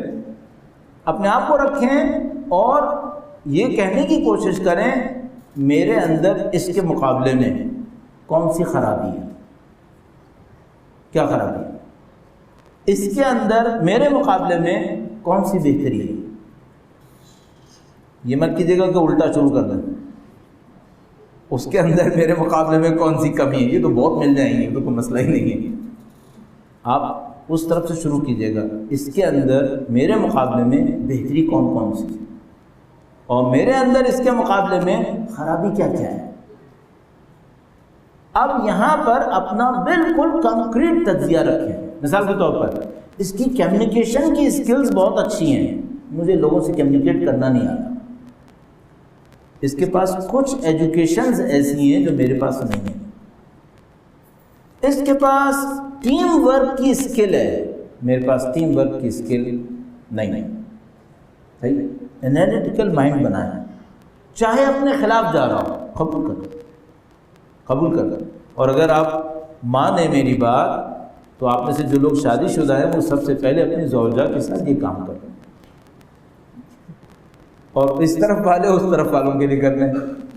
یعنی اگر آپ مرد ہیں تو آپ یہ سوچیں کہ آپ کی جو زوجہ ہے ان کے اندر آپ کے مقابلے میں بہتر پوائنٹس کیا ہیں، ایکسیپٹ کریں، ہاں یہ بہتر پوائنٹس ہیں، ٹھیک ہے۔ اس سے فائدہ کیا ہوگا؟ آپ کو اپنے خلاف حکم کرنا آئے گا۔ ہم میں سے بہت سارے لوگوں کی ترقی میں جو سب سے بڑی رکاوٹ ہے اپنی غلطی قبول نہ کرنا ہے۔ ہمارا جو ایک سیلف اسٹیم ہے، نیگیٹو سیلف اسٹیم جس کو ہم ایگو تعبیر کرتے ہیں، یہ جو نفس کا ایگو ہے یہ راستے میں رکاوٹ بن جاتا ہے، ہمیں غلطیاں قبول نہیں کرنے دیتا۔ اچھا، جب انسان کو کوئی چیز سکھانے والا نہ ملے، اور سب سے بڑا سکھانے والا خود انسان اپنے آپ کے لیے ہوتا ہے، اگر انسان کو کوئی سکھانے والا نہیں ملے تو ترقی کیسے کرے گا؟ سیکھنے والے بنو۔ اس سیکھنے والے بننے کے لیے جو پریکٹس ہوگی وہ یہاں سے ہوگی، وہ یہ کہ میں بیٹھوں اور میں کہوں کہ میرے اندر یہ کمی ہے اور اس کے اندر بہتری ہے۔ البتہ یہ میں نے ابتدائی پریکٹس کے لیے کہا کسی سے مقابلے میں کر لیں تاکہ کام آسان ہو جائے، شاید اس کی بھی ضرورت نہیں۔ آپ خود بیٹھیں اور اپنے آپ سے سوچیں میرے اندر کمی کیا کیا ہے، میرے اندر کوئی کمی ہے، وہ کمی جو میرے اندر ہے وہ کیا ہے؟ ان الانسان علی نفسہ بصیرہ ولو القی معاذیرہ، انسان اپنے نفس کے اوپر بصیرت رکھتا ہے گرچہ عذر پیش کرتا رہتا ہے۔ تو اعزاز محترم، اگر کامیابی چاہیے، آج کی بات کو سمرائز کرنے کی طرف لے کے جاتا ہوں، کامیابی چاہیے، نمبر 1 محنت کرو، وقت ضائع نہیں کرو، محنت ہونی چاہیے۔ نمبر 2، محنت منصوبے کے تحت ہونی چاہیے۔ محنت بے تکی بے پر کی محنت نہیں ہونی چاہیے، محنت ایک منصوبے کے تحت ہونی چاہیے۔ منصوبے کا مطلب کیا ہے؟ جس جگہ پہ واقعاً کام ہونا چاہیے وہ آئیڈینٹیفائی ہونا چاہیے، کہاں پہ مجھے واقعاً کام کرنا ہے اس کا مجھے معلوم ہونا چاہیے۔ یہ کیسے ہوتا ہے کہ انسان یہ معلوم کر لے کہ مجھے محنت کہاں پہ کرنی ہے؟ اس کو ہم کہتے ہیں انالیٹیکل مائنڈ، تجزیاتی ذہن۔ تجزیاتی ذہن کیسے بنتا ہے؟ اپنی خامیاں ڈھونڈو، چونکہ ہماری کامیابی کے راستے میں سب سے بڑی رکاوٹ ہم خود ہیں، دوسرے لوگ اتنی بڑی رکاوٹ نہیں ہیں، ہم خود سب سے بڑی رکاوٹ ہیں۔ تو اپنی خامیاں ڈھونڈ لو، جب آپ کو اپنی خامیاں نظر آ جائیں اس کو اوور کم کرنے کی کوشش کرو۔ ایک دفعہ میں کسی کے گھر پہ رکا ہوا تھا، وہ تھوڑی بہت ہومیوپیتھک کی پریکٹس کرتے تھے، بہت پہلے کی بات ہے۔ تو میں نے ان سے کہا کہ میں 5-10 دن آپ کے گھر پہ رکوں گا اور آپ ہومیوپیتھک کی پریکٹس کرتے ہیں تو تھوڑا مجھے بھی تھوڑا سا بتا دیں کہ بھئی ہومیوپیتھک جو ہے وہ کیسے کام کیا جا سکتا ہے۔ اب وہ میں نے سیکھنا نہیں تھا، بہرحال صاف بات یہ ہے، لیکن میرے پاس وقت تھا تو میں نے کہا چلو شاید مجھے کوئی نصیب ہو جائے۔ تو انہوں نے مجھے ایک کتاب دی اور کہا کہ آپ ایسا کیجئے مولانا صاحب، ذرا اس کو گو تھرو کر لیں اور ہم شام کو آئیں گے تو اس کے اوپر بات کرتے ہیں۔ میں نے کہا لو بھائی، میں سمجھتا ہے چھوٹے چھوٹے نسخے دے دے گا میری زندگی آسان ہو جائے گی، کتابیں پکڑنے ہوں تو میڈیکل کالج نہیں چلا جاتا۔ خیر وہ میں نے کتاب پکڑ لی اور میں نے اس کتاب کو پڑھنا شروع کیا تو 30-40 صفحے میں نے اس کے اس دن پڑھے۔ اس نے بہت اچھا ایک پوائنٹ دیا اور میں نے سوچا کہ شاید مجھے ہومیوپیتھک میں وقت ضائع نہیں کرنا چاہیے، میرے پاس اور کام موجود ہے، مجھے وہ کر لینا چاہیے۔ لیکن اس کتاب سے مجھے ایک پوائنٹ بہت اچھا ملا، بہت اچھا پوائنٹ، جو بعد میں سوشل سائنسز کے اندر بہت زیادہ کارآمد پوائنٹ نظر آتا ہے۔ وہ کیا ہے؟ اس میں انہوں نے لکھا تھا کہ بھائی، اب میں بلا جب اس ہومیوپیتھی کی کتاب کی ڈیٹیل نہیں دوں گا تو بہت بریف کر کے، اس میں انہوں نے لکھا تھا کہ بعض اوقات پیشنٹ ہمارے پاس آتا ہے اور پیشنٹ کسی چیز کی شکایت کر رہا ہوتا ہے اور وہ شکایت اصلی شکایت نہیں، شکایت کہیں اور ہے۔ ڈاکٹر کو یہ دیکھنا ہوگا کہ یہ جس کی شکایت کر رہا ہے درد تو دور کرے، لیکن شکایت اصل کہاں پر ہے اس کو جا کے اس کو ڈھونڈنا پڑے گا۔ مثال کے طور پر اگر مجھے بخار ہو رہا ہے تو مجھے پیشنٹ ہونے کے ناطے جو مشکل نظر آ رہی ہے وہ کیا نظر آ رہی ہے کہ میرا جسم گرم ہے، اب میں یہ سمجھ رہا ہوں کہ اگر جسم ٹھنڈا پڑ جائے تو میری مشکل حل ہے۔ اچھا خدا نہ کرے اگر مجھے ٹائیفائڈ ہوا ہوا، خدا نہ کرے میرے جسم کے اندر کہیں کوئی زخم ہوا ہوا، تو باڈی ٹھنڈا کرنے سے تو معاملہ حل نہیں ہوگا، آپ کو جا کے اس زخم کو نکالنا پڑے گا۔ صحیح؟ ہمیشہ یہی ہوگا، آپ کی مشکل شاید وہ نہ ہو جو آپ سمجھ رہے ہیں، یہ کہیں چاہنے کہیں اور لگی ہوئی ہے، اس کو آپ کو کریدنا پڑے گا۔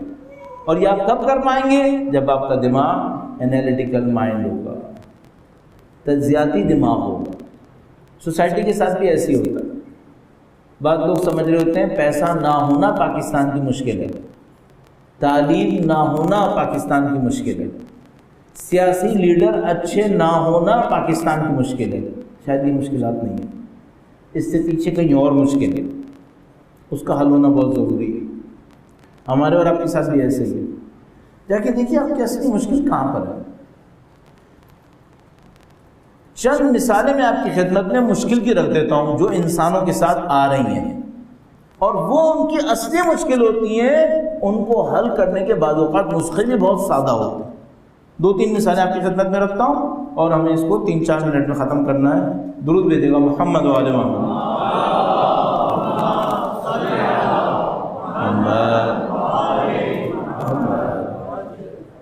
بہت سارے انسانوں کے ساتھ مشکل صرف ایک ہے، وہ کیا ہے؟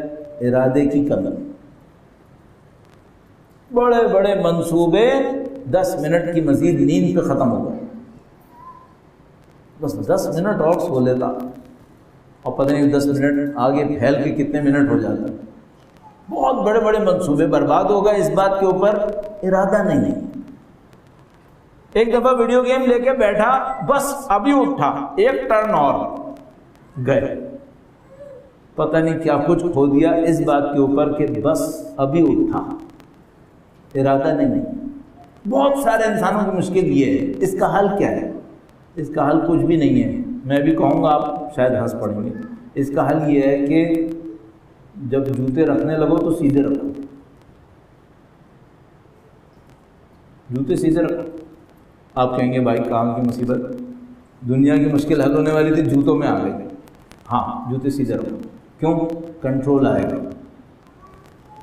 ارادے کی طاقت بنے گی۔ جب بھی پاؤں سے جوتے اتارو، جوتوں کو سیدھا رکھو، پاؤں پہن ڈالنے لگو جوتے میں، پہلے سیدھا پاؤں ڈالو۔ آپ کہیں گے کیا ہو رہا ہے یہ کامیابی تھی، جوتے کہاں سے آ گئے؟ یہ باٹا کی دکان لگی ہے کیا؟ نہیں، باٹا کی دکان نہیں لگی ہے، کنٹرول سکھانا ہے۔ کنٹرول سیکھو، جیسے ہی کنٹرول سیکھو گے تمہاری لائف انڈر کنٹرول آ جائے گی، اور کنٹرول نہیں ہے تو گیا ماما۔ روزہ اسی لیے کنٹرول سیکھو۔ ہم 16 گھنٹے کنٹرول سیکھتے ہیں، افطار کے آدھے گھنٹے لوز کرتے ہیں، پھر کنٹرول ختم۔ تو کنٹرول کرو بھائی۔ تو عزیزان محترم، ہم انسانوں میں سے بہت سو کی مشکل نمبر 1 محنت نہیں کرتے، نمبر 2 محنت صحیح جگہ پہ نہیں کرتے۔ کیوں نہیں کرتے؟ تجزیاتی دماغ نہیں ہے۔ تجزیاتی دماغ کیوں نہیں ہے؟ اپنی رکاوٹ پہچان نہیں پا رہا۔ آپ اپنی رکاوٹ پہچانا۔ ارادے کی کمی بہت سارے لوگوں کے اندر ہے، کیسے حل ہوگی؟ میں نے عرض کیا سمبولک، جوتا صحیح کرو، چھوٹی چھوٹی چیزوں کو صحیح کرو، چھوٹی چیزوں پہ توجہ دینا سیکھو۔ کل جب میں آیا تو مجھے 2 دفعہ اس میز کو کھسکانا پڑا، کیوں؟ کیونکہ میں دیکھ پا رہا تھا کہ یہ ٹیڑھی ہے، اور میں دماغ کہہ رہا تھا کہ یہ ٹیڑھی ہے، مجھے سیدھا کرنا ہے اس کو۔ پہلے چھوٹی چیزوں پہ توجہ دینا سیکھیں۔ جب تک آپ چھوٹی چیزوں پہ توجہ نہیں دیں گے، آپ کی زندگی کے بڑے مسئلے حل نہیں ہوں گے۔ البتہ میں نہیں کہہ رہا چھوٹی چیزوں کے اندر پھنسائیں ایسا کہ بڑی چیزوں کو چھوڑ بیٹھیں، نہیں، چھوٹی چیزوں کو صحیح کرو تاکہ بڑی بھی صحیح ہو سکے۔ تو یہ چند پوائنٹس ہیں، ان کے اوپر عمل کیا جائے، زندگی آسان ہے۔ کیا کریں؟ جو ابھی بات ہوئی وہ کیا ہے؟ کنٹرول لاؤ، چھوٹی چھوٹی چیزوں پہ کنٹرول لاؤ۔ اچھا، اگر کنٹرول نہ آتا ہو تو کیا کریں؟ اپنے آپ کو سزا دو۔ کیوں نہیں کیا؟ سزا دو۔ سزا کس سے دیں؟ عبادت سے، عبادت سے سزا دو۔ مثلا اگر میں نے یہ کیا، 2 رکعت نماز کفارے کی پڑھوں گا، سزا دو۔ جتنا آپ اپنے آپ کو عبادت سے سزا دیں گے، ملٹیپل بینیفٹ آپ کے لیے کھلنا شروع ہو جائیں گے۔ اس پہ کبھی اور بات کریں گے۔ انسانوں کی کمی میں سے ایک کمی کیا نکلی؟ ارادے کی کمی۔ ایک اور کمی نکلتی ہے، ایک ارادے کی کمی، ایک اور بہت بڑی مصیبت ہے، وہ کیا ہے؟ جذباتیت۔ جذباتیت، کچھ محبتیں کچھ نفرتیں چھوڑتی نہیں، بجائے یہ کہ عاقل بنے یہ بنتا ہے جذباتی۔ یہ بہت بڑی مصیبت ہے۔ جذبات بہت اچھی چیز ہے، اگر انسان میں جذبات نہ ہو تو واقعاً بڑے کام کرنا بہت مشکل ہو جاتا ہے، لیکن جذبات حاکم ہو جائیں عقل کے اوپر، یہ ناکام ہے، یہ ناکام ہے۔ جذبات کو تابع عقل ہونا چاہیے۔ جذبات بہت اچھے ہیں، اس کے بغیر کام نہیں ہو سکتا ہے۔ زیادہ جوان بہت بڑا سرمایہ ہے، کیونکہ ٹھیک ٹھاک جذباتی ہوتا ہے، لیکن اگر یہ جوان تابع عقل نہ ہو پھر بڑی مصیبت ہے، پھر بڑا معاملہ ہے۔ تو یہ دوسری مشکل ہے۔ بس پہلی مشکل کیا ہوئی؟ ارادے کی کمی، اس کو حل ہونا چاہیے۔ دوسری مشکل کیا ہوئی؟ جذبات، جذباتی ہو کر سوچتے ہیں، محبتیں اور نفرتیں عقل کے اوپر حاکم آتی رہتی ہیں۔ تیسری ایک اور مشکل ہے، لمبی مدت نہیں سوچتے، چھوٹی مدت کا سوچتے، فوری، بس فوری۔ یہ مشکلات میں سے ایک مشکل ہے۔ ایک اور مشکل، 4 مشکلیں بیان کر رہا ہوں، اب اس کا حل یہاں پہ نہیں کر پائیں گے، بات ختم ہو گیا، کل اس کے اوپر بات کریں گے۔ کیا بڑے کینوس پہ نہیں دیکھتے، چھوٹی چھوٹی پکچرز میں دیکھتے۔ سوسائٹی بہت بڑی پکچر کا نام ہے، جس میں میں اور آپ 7 بلین میں ایک ہے، 7 بلین پکسلز میں ایک پکسل۔ سوسائٹی کو جب تک اتنے بڑے لیول کے اوپر ہم نہیں دیکھیں گے، ہماری مشکل حل نہیں ہوگی۔ تو عزیزان محترم، کل کی بات کو آگے بڑھاتے ہوئے ہم نے کامیابی کے بارے میں تھوڑی سی بات کرنے کی کوشش کی، اور آپ کی خدمت میں عرض کیا کہ اس کا جو راز ہے وہ نمبر 1 محنت ہے، نمبر 2 صحیح جگہ محنت ہے، نمبر 3 انالیٹیکل مائنڈ بنانا ہے، اس کے لیے اپنے اوپر تنقید خود کر لینا بہتر ہے، اور اس کے ساتھ 3-4 مشکلات بتائیں جو انسانوں کے راستے میں رکاوٹ بن رہی ہیں۔ نمبر 1 یہ عرض کیا کہ ارادے کی کمی ہے، دوسری بات یہ ہوئی کہ جذباتیت بہت زیادہ ہے، تیسری بات یہ ہوئی کہ لمبی مدت میں نہیں سوچ پاتے، اور چوتھی بات یہ ہوئی کہ بڑی پکچر میں نہیں دیکھتے۔ پانچویں بات بھی ہے، وہ کیا ہے؟ فوراً بھول جاتے ہیں، فوراً بھول جاتے ہیں۔ جو بات کہنے والا 50 منٹ بولتا ہے، 20 منٹ کے بعد 80% لوگ بھول جاتے ہیں۔ سائنٹیفک اسٹیٹسٹکس، میں نے 50 منٹ بولا ابھی، 10 بجنے میں 10 منٹ پہ تقریباً میں ختم کروں گا، اور بلکہ 5 منٹ میں گزار چکا ہوں۔ اس کا مطلب کیا ہے؟ 10:15 تک آپ میری کہی ہوئی میں سے 80% باتیں بھول چکے ہوں گے۔ صحیح ہے؟ اب میرا کام کیا ہے؟ میں یہ کروں گا کہ جو سوال جواب ہوں گے اس میں جو اپنا ٹرسٹ تھا، جو مین پوائنٹ تھا، اس کو کہیں ہائی لائٹ کرنے کی کوشش کروں گا۔ جیسے کل ہم نے کیا کیا تھا، کل کس جملے کے اوپر ختم کیا تھا جو آپ کے دماغ میں رہ گیا؟ کامیابی احساس کرنا۔ یہ جان بوجھ کے کیا گیا تھا، آپ پھنس گئے اس میں، آپ کے دماغ نے پک کر لیا فوراً جو ہم نے ختم کیا تھا۔ صحیح ہے؟ آج بھی یہی کرنا پڑے گا کہ کسی ایسی جگہ پہ ختم کرنا پڑے گا تاکہ آپ کا دماغ اسی کو پک کرے، کیونکہ ہمارے دماغ میں ایک قانون چل رہا ہوتا ہے، وہ کیا ہے؟ آخری چیز پک کر لیتا ہے ہمارا دماغ۔ یہ دماغ بہت عجیب معجزہ ہے۔ بہرحال اس پہ ختم کرتے ہیں۔ درود بھیجے گا محمد و آل محمد۔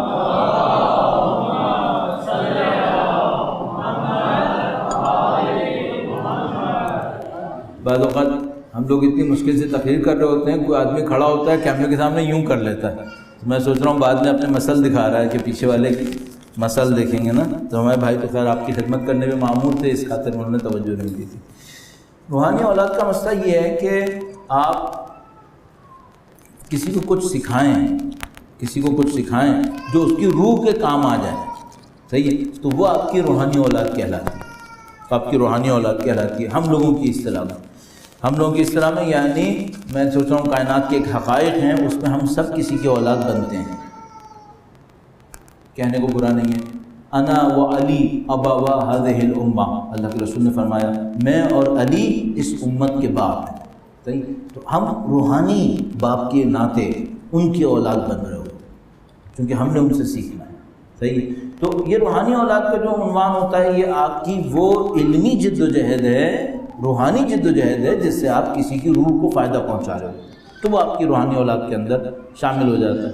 اور یہ کارنامہ ہو سکتا ہے کہ کوئی 25 سال کا ہو اور اس کی روحانی اولاد کی عمر 75 سال ہو، ٹھیک ہے، ہو سکتا ہے، سکھاوا ہے۔ درود بھیجے گا محمد و آل محمد۔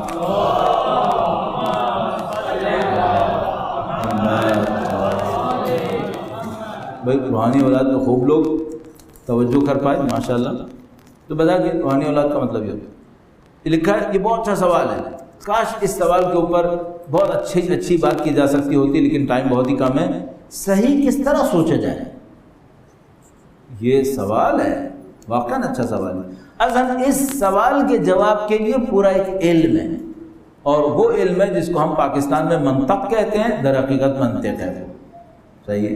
اصل منطق کا کام یہی ہے، یہ بتائے کہ صحیح سوچتے کیسے، صحیح سوچتے کیسے، کیونکہ یہ پورا علم ہے۔ 10 منٹ میں تو کوئی کر ہی نہیں سکے گا اس کو کہ کیسے سوچا جائے، لیکن آپ احتیاطاً، چونکہ آپ اس علم کو نہیں جانتے ہیں، لیکن بہرحال اللہ نے آپ کی فطرت میں وہ منطق رکھی ہوئی ہے، تو اس کا ایک لطیفہ مانند اس طرح سکھاتے ہیں کہ منطق کا کوئی بہت بڑا استاد تھا، اس کا ایک شاگرد تھا، اس نے اس شاگرد کو 2-3 سال منطق سکھائی، اور اس کے بعد اس کو کہا کہ بازار میں جاؤ اور دیکھو کہ منطق کے معاملے میں لوگ کیسے ہیں۔ تو وہ باہر گیا اور اس نے آ کر استاد کو بتایا کہ استاد یہ جو باہر کے لوگ ہیں نا، ان کو منطق بالکل نہیں آتی، آپ نے بہت اچھا کیا کہ مجھے منطق سکھا دی، ورنہ یہ باہر والوں کو منطق بالکل نہیں آتی۔ تو اس نے کہا کہ بیٹا ایسا ہے کہ کل سے سلیبس دوبارہ سے شروع کریں گے۔ خیر انہوں نے دوبارہ سے شروع کر دیا۔ اس کے پھر 1-1.5 سال کے بعد صاحبزادے سے کہا گیا کہ بیٹا ذرا باہر جاؤ اور ذرا بازار کے لوگوں کے بارے میں اطلاعات لے کر آؤ کہ ان کا منطق کے معاملے میں کچھ حال احوال بہتر ہوا یا نہیں ہوا ہے اتنے عرصے میں؟ تو باہر گیا اور اس نے کہا کہ استاد یہ سمجھ میں آ رہا ہے کہ بہرحال منطق کی کچھ سوجھ بوجھ ان کو بھی ہے، ایسا نہیں ہے کہ بالکل ہی غیر منطقی لوگ ہیں، تھوڑا بہت منطق یہ بھی جانتے ہیں۔ تو اس نے کہا کہ اچھا بیٹا ایسا ہے کہ یہ جو کتاب آج ہم پڑھ چکے ہیں نا اس کو دوبارہ پڑھ لیتے، خیر وہ دوبارہ پڑھائی۔ پھر اس کے بعد ان سے کہا کہ بیٹا ایسا ہے کہ اب آپ جا کے دیکھیں شاید لوگوں نے کوئی ترقی کر لی ہو۔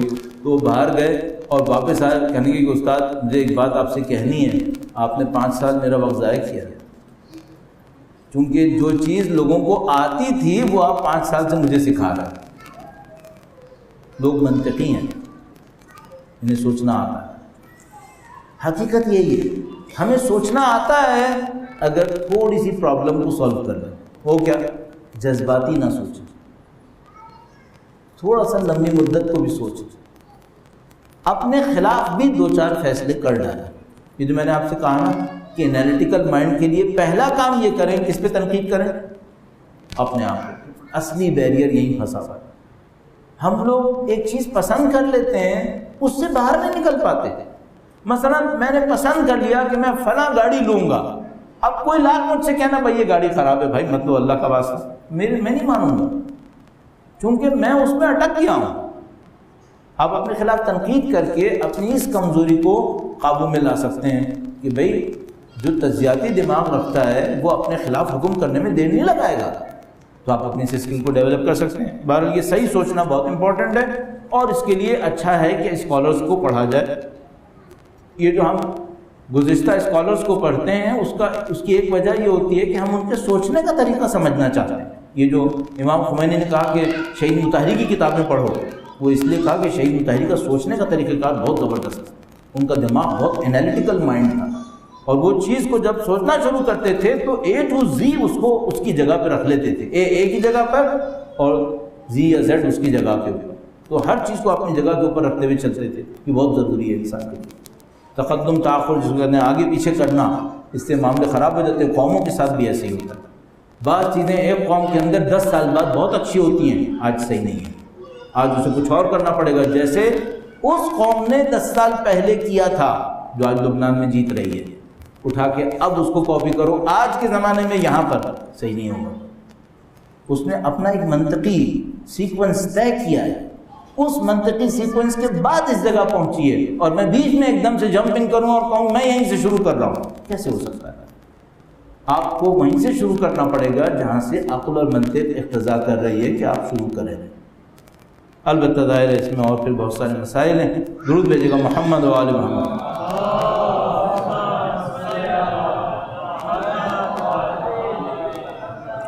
بہت اچھا سوال ہے، کامیابی بذات خود کیا ہے؟ مثال انہوں نے لکھا کہ مثال کے طور پر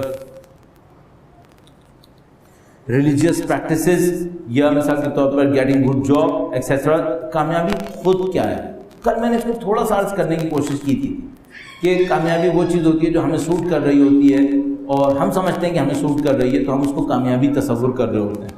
تو یہ جو ریلیجیس پریکٹسز ہیں یہ بھی ایک کامیابی ہے، لیکن میں نے کل اس کے اوپر ختم کیا تھا کہ کامیابی چیز نہیں ہے بلکہ کامیابی ایک احساس ہے۔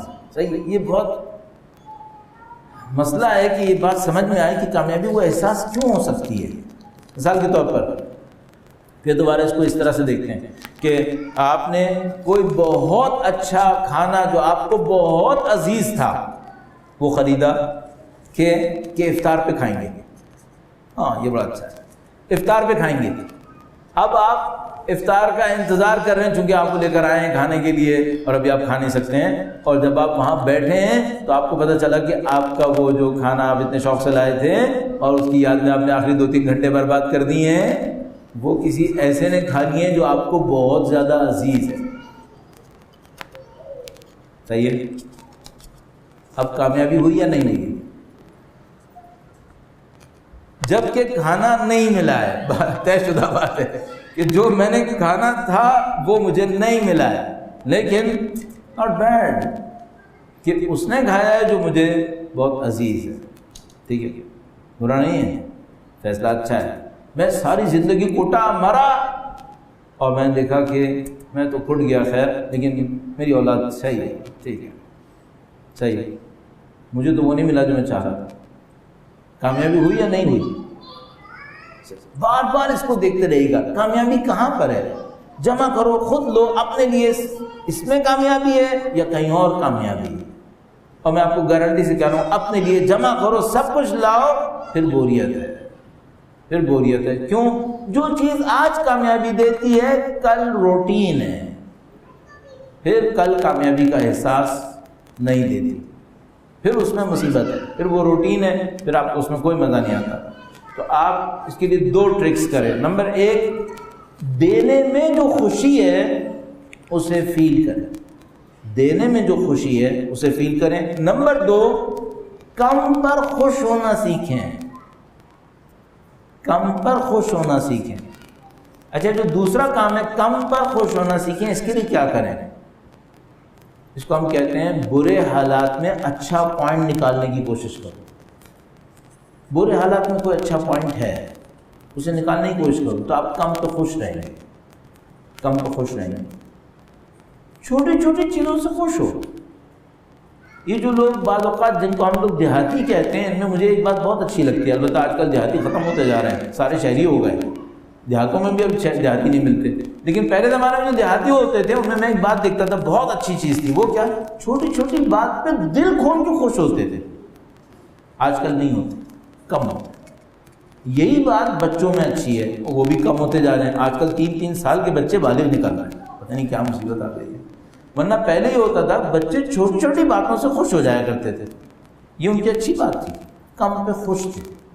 صحیح؟ آپ اور میں بھی یہی کریں، کم پر خوش رہیں اور دینے کی خوشی کو فیل کریں تو زندگی آسان ہے، بہت بہتر ہے. علم کیا ہے اس پہ روشن نے تھوڑا سا عرض کیا تھا لیکن اور عرض کرنا پڑے گا. لکھا ہے یہ بہت اچھا سوال ہے، ہاں لیکن بریکٹ میں بات معاملہ ذرا مسئلے کو کس طرح سوچ کر حل کریں. یہ بہت اچھا ہے، یعنی وہی جو سوچنے کا طریقہ کار، لیکن بریکٹ میں لکھا ہے مثلاً جواب. تھوڑا سا دبا گیا معاملے کو. ہاں یہ بھی اچھا، ظاہر ہے مجھے اس کے اوپر بھی بات کرنی چاہیے کہ مثال کے طور پر جو مٹیریل اچیومنٹس ہیں وہ کیسے آئیں، اچھی جاب کیسے آئے گی. ٹھیک ہے. اور دوسرا پارٹ خیر کیا ہی بولوں، اچھی شادی کہاں پر بولوں. ٹھیک ہے نا. لوگوں کے لیے اور کیا ہے، جو جوان ہے وہ یہی سوچتا ہے کہ بھائی یہ کیا ہوگا وہ کیا ہوگا. اس کے بھی بہت طریقے ہیں، اس کے بہت راستے ہیں. ابھی میں ایک راستہ بتاؤں، اور ابھی شاید جلدی ہو کیونکہ کل ایک آدھ مقدمہ اور طے کر لیتے تو شاید بہتر ہوتا، لیکن بہرحال بولنے میں حرج نہیں ہے. یہ جو دنیا کا نظام ہے جو ابھی تک سمجھ میں آتا ہے، اس جملے کا ہمارا مطلب کیا ہوتا ہے؟ میں جب کہتا ہوں جو ابھی تک سمجھ میں آتا ہے، اس کا مطلب یہ ہے کہ میں نے غور کیا ہے، مجھے ایسا لگ رہا ہے. ٹھیک ہے، کچھ اور لگا تو بعد میں عرض کر دیں گے. ابھی تک ایسا لگ رہا ہے. جو ابھی تک سمجھ میں آ رہا ہے وہ یہ کہ اس دنیا کا نظام ایسا بنا ہوا ہے کہ آپ جو دیں گے آپ کو وہ ملے گا، وہ آپ کو ملے گا. جو آپ چھیننا چاہیں گے یا نہیں ملے گا یا بدبختی لائے گا. چھیننے کی کوشش مت کرنا. صحیح ہے. البتہ کوئی یہ نہ سمجھے کہ چھیننے کی کوشش نہیں کرنا یعنی کوشش نہیں کرنا. نہیں، کوشش کرنی ہے، چھیننے کی کوشش نہیں کرو. بلکہ کیا کوشش کرو؟ کوشش کرو دوسروں کے لیے آسانیاں بناؤ. دوسروں کے لیے آسانیاں بناؤ. مثال کے طور پر آپ کو اچھی جاب چاہیے، آپ بالکل جائیے، اپنے سی ویز لکھیے، اس سے ملیں اس سے ملیں، سارے کام کریں. لیکن جس دن آپ اس کام کو کرنے لگیں، اور آپ ظاہر کافی دن یہ کام کریں گے، اسی دن دوسرے کی کسی کی مشکل کو بھی حل کریں. آپ کی مشکل حل ہوگی، آپ کی مشکل حل ہونے والی. صحیح. تو آپ کو اپنی جب مشکل حل کرنی ہے تو اس کی ٹرک کیا ہے؟ کسی اور کی مشکل کو پیرالل حل کرتے چلے جائیں. چاہے اپنے ویسٹ ٹائم میں سے کریں. میں نہیں کہہ رہا کہ آپ اپنا پرائم ٹائم اس کو دے دیں، آپ اپنے ویسٹ ٹائم میں سے کریں، فالتو وقت میں سے کر ڈالیں. لیکن اگر آپ نے کسی کی مشکل کو حل کر لیا، آپ کی مشکل اور زیادہ تیزی سے حل ہوگی. لیکن یہ تصور کرتے رہے گا کہ آپ نے خلوص دل کے ساتھ مشکل کو حل کرنا ہے. صحیح ہے. بس یہ جو انہوں نے لکھا مثلا جاب کا معاملہ، اس کے لیے کیا کریں؟ نمبر 1 محنت کرو. اگر جاب کی کچھ پری ریکوزٹس ہیں ان پری ریکوزٹس کو جمع کرو. اگر آج کے لیے جاب کی کوئی ریکوائرمنٹ ہے اس ریکوائرمنٹ کو آپ اگنور نہیں کر سکتے، آپ کو اس ریکوائرمنٹ کو اپنے اندر لانا چاہیے. لیکن اس کے ساتھ میں نے ٹرک عرض کر دی، کسی کی مشکل کو حل کرو. آپ کسی کی مشکل کو حل کریں گے، آپ کی زندگی میں کامیابی بہت آسانی سے آ سکے گی۔ اس کے اوپر کل بھی ہم انشاءاللہ کچھ بات عرض کریں گے۔ لیکن ہم انسانوں کے ساتھ مشکل یہ ہے کہ ہم اپنے لیے سخت محنت کرنے کو بھی تیار ہے، وہ بھی سب نہیں ہے، بہت سارے لوگ تو اپنے لیے بھی محنت نہیں کر رہے، لیکن کچھ لوگ اپنے لیے محنت کرنے کو تیار ہے، لیکن اگر اس سے کہا جائے 5 منٹ دوسرے کے لیے وقت نکالے، وہ اس کے لیے بہت بھاری گزرتا ہے۔ صحیح، یہی اس کی سب سے بڑی غلطی ہے، اس کو نکال لینا چاہیے تھا۔ دوسرے کو کتنی دفعہ ہم نے وہ روایت پڑھی ہے، دوسرے کے لیے وہی پسند کرو جو اپنے لیے پسند کرتے ہیں، کتنی دفعہ اس کو پڑھا ہے۔ ہم یہ سمجھ رہے ہیں کہ جملہ اخلاقی نصیحت ہے، مجھے لگ رہا ہے اخلاقی نصیحت نہیں ہے، یہ آفاقی قانون ہے کہ جب تم دوسرے کے لیے وہ پسند کرو گے جو تم اپنے لیے پسند کرتے ہو، تو جو تم پسند کرتے ہو اس کا تم تک پہنچنا آسان ہو جائے گا۔ لیکن اگر تم دوسروں کے لیے وہ پسند نہیں کرو گے تو تمہارے ہاتھ سے وہ بھی جانا شروع ہو جائے گا۔ تو خود غرضی کا تقاضا یہ ہے کہ خود غرضی نہ کی جائے، سمجھ رہے ہیں؟ خود غرضی کا تقاضا کیا ہے کہ وہ خود غرضی نہ کی جائے، دوسروں کے لیے سوچا جائے تاکہ ہمیں مل جائے، یہ بھی اچھی بات ہے۔ اچھا، انہوں نے ایک سوال بہت ہی گھما پھرا کے کر لیا، اچھا ہے یہ بھی، اس سے بھی دماغ کو سوچنے کا موقع ملتا ہے۔ کامیابی ایک احساس ہے، اگر یہ احساس ایک ایسے فرد کو ہو رہا ہے جو کسی جرم کا انعقاد کرتا ہے، مثلا کوئی چوری ڈکیتی کر کے پیسہ کماتا ہے، تو کیا اس کا یہ احساس بھی کامیابی کہلائے گا؟ ہاں، اس کے پیرامیٹر میں کامیابی کہلائے گا۔ بھائی جو آدمی چوری کرنے گیا ہے وہ کیا کر کے کہے گا کہ میں کامیاب ہوا؟ چوری کر کے، وہ یہی سمجھے گا نا کہ جب وہ چوری کرے گا تو وہ سمجھے گا کہ میں کامیاب ہوا۔ اب اس کو یہ سوچنا پڑے گا کہ بیٹا یہ کامیابی جو تمہیں نصیب ہوئی ہے چھین کر یہ تمہارے ساتھ کیا کروانے والی ہے۔ میں نے ابھی قانون عرض کیا تھا کہ دینے میں کامیابی ہے، لیکن اگر چھیننے کی کوشش کرو گے تو پھر یا نہیں ملے گی یا اس سے بڑی بلا آ جائے گی، اس سے بھی بڑی بلا آئے گی جو تمہارے ہاتھ سے محرومیت کی صورت میں نکلنی تھی باہر۔ یہ بہت اچھا ہے، بہت اچھا ہے۔ آج ہمارے معاشرے کا جوان غمگین اور کم ہمتی کا شکار ہے۔ دونوں باتیں بالکل صحیح لکھی ہیں، جس نے لکھا ہے بہت اچھا لکھا ہے۔ ہمارے معاشرے کا جوان تکلفاً جوان لکھ دیا ہے، تکلفاً غمگین ہے، ڈپریشن۔ کیوں؟ بہت ساری وجہ، 2 وجہ میں عرض کر سکتا ہوں۔ نمبر 1، اس نے دینے کی خوشی نہیں سیکھی ہے، اس لیے ڈپریس۔ نمبر 2، اس نے کم پر خوش ہونا نہیں سیکھا ہے، اس لیے ڈپریس۔ جب بھی کسی کو دینے کی خوشی نہ ملے اور کم پر خوش ہونا نہ آتا ہو، وہ ہمیشہ ڈپریس رہے گا۔ دنیا کے جن خطوں کو آپ جنت سے تھوڑا ہی کم سمجھیں گے، وہاں پہ رہنے والے ٹھیک ٹھاک ڈپریس ہیں، اور ایسی چیزوں پہ ڈپریس ہیں جس کو میں آپ کو بتاؤں تو آپ کہیں گے واللہ تھوڑا سا ڈپریشن آ ہی جائے، کوئی مسئلہ نہیں ہے۔ اس بات پہ ڈپریس ہیں کہ ہمارے یہاں برف بہت آتی ہے، خودکشی کر رہے ہیں اس پہ، ڈپریس ہے۔ اچھا، کراچی والا کیا کہے گا؟ ہم بیٹا تھوڑا سا ڈپریشن ادھر دے ہی تو کوئی بھلا ہوگا، جون کا مہینہ ہے ویسے بھی اس وقت تو قدر آئے گی۔ ایسی باتوں پہ ڈپریس ہے، آپ بھی کہتے ہیں بھائی کیا ہو گیا ہے؟ کیوں ڈپریس ہیں؟ دینے کی خوشی نہیں آ رہی اور کم پہ خوش ہونا نہیں سیکھا ہے، زیادہ کی زیادہ سے زیادہ ارث نے مار دیا۔ آج ہم، اچھا آپ کہیں گے بھائی ہمارے جوان کے پاس تو کچھ ہے ہی نہیں پہلے سے، وہ غمگین اس لیے کہ اس کے پاس کچھ ہے ہی نہیں۔ مشکل یہ نہیں ہے کہ نہیں ہے، مشکل یہ ہے کہ جو ہے اس پہ خوش نہیں ہے، مشکل یہ ہے۔ اور کم ہمتی کا شکار ہے، 100% توافق میرا، کم ہمتی۔ دیکھیں درس کی بات کرتا ہے کوئی، مجلس کی بات کہتا ہے مولانا اس تاریخ کو اتنے بجے درس ہے، تو اس کے بعد اگلا سوال کیا کرتا ہے؟ مولانا کیا آپ کو لینے آنا ہوگا؟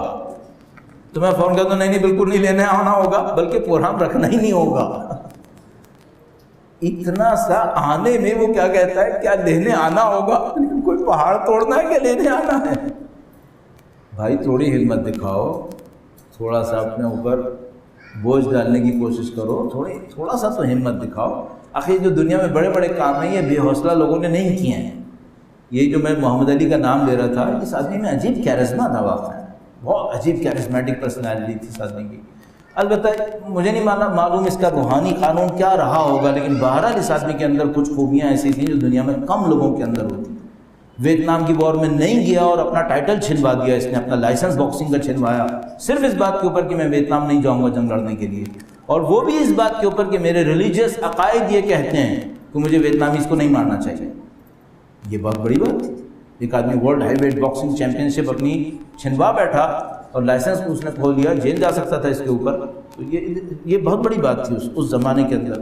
اور آؤٹ اسپوکن آدمی حقیقت کو بیان کرنے میں، اس ٹاپ آف دا کیریئر میں ایک انٹرویو کرنے والے نے پوچھا تم کیا کرنا چاہ رہے ہو، تو اس نے کہا میں آخرت کی تیاری کر رہا ہوں۔ ٹاپ آف دا کیریئر میں، جب وہ دنیا کے مشہور ترین انسانوں میں سے تھا، اور انٹرویو میں کھڑے ہو کہتا ہے میں آخرت کی تیاری کرنا چاہتا ہوں۔ اس نے پوچھا کیا کہہ رہا ہے بھائی؟ پھر اس نے آخرت کو ڈیفائن کیا، صحرا ہوگا، اس میں ایک بہت زبردست واقعہ ہے۔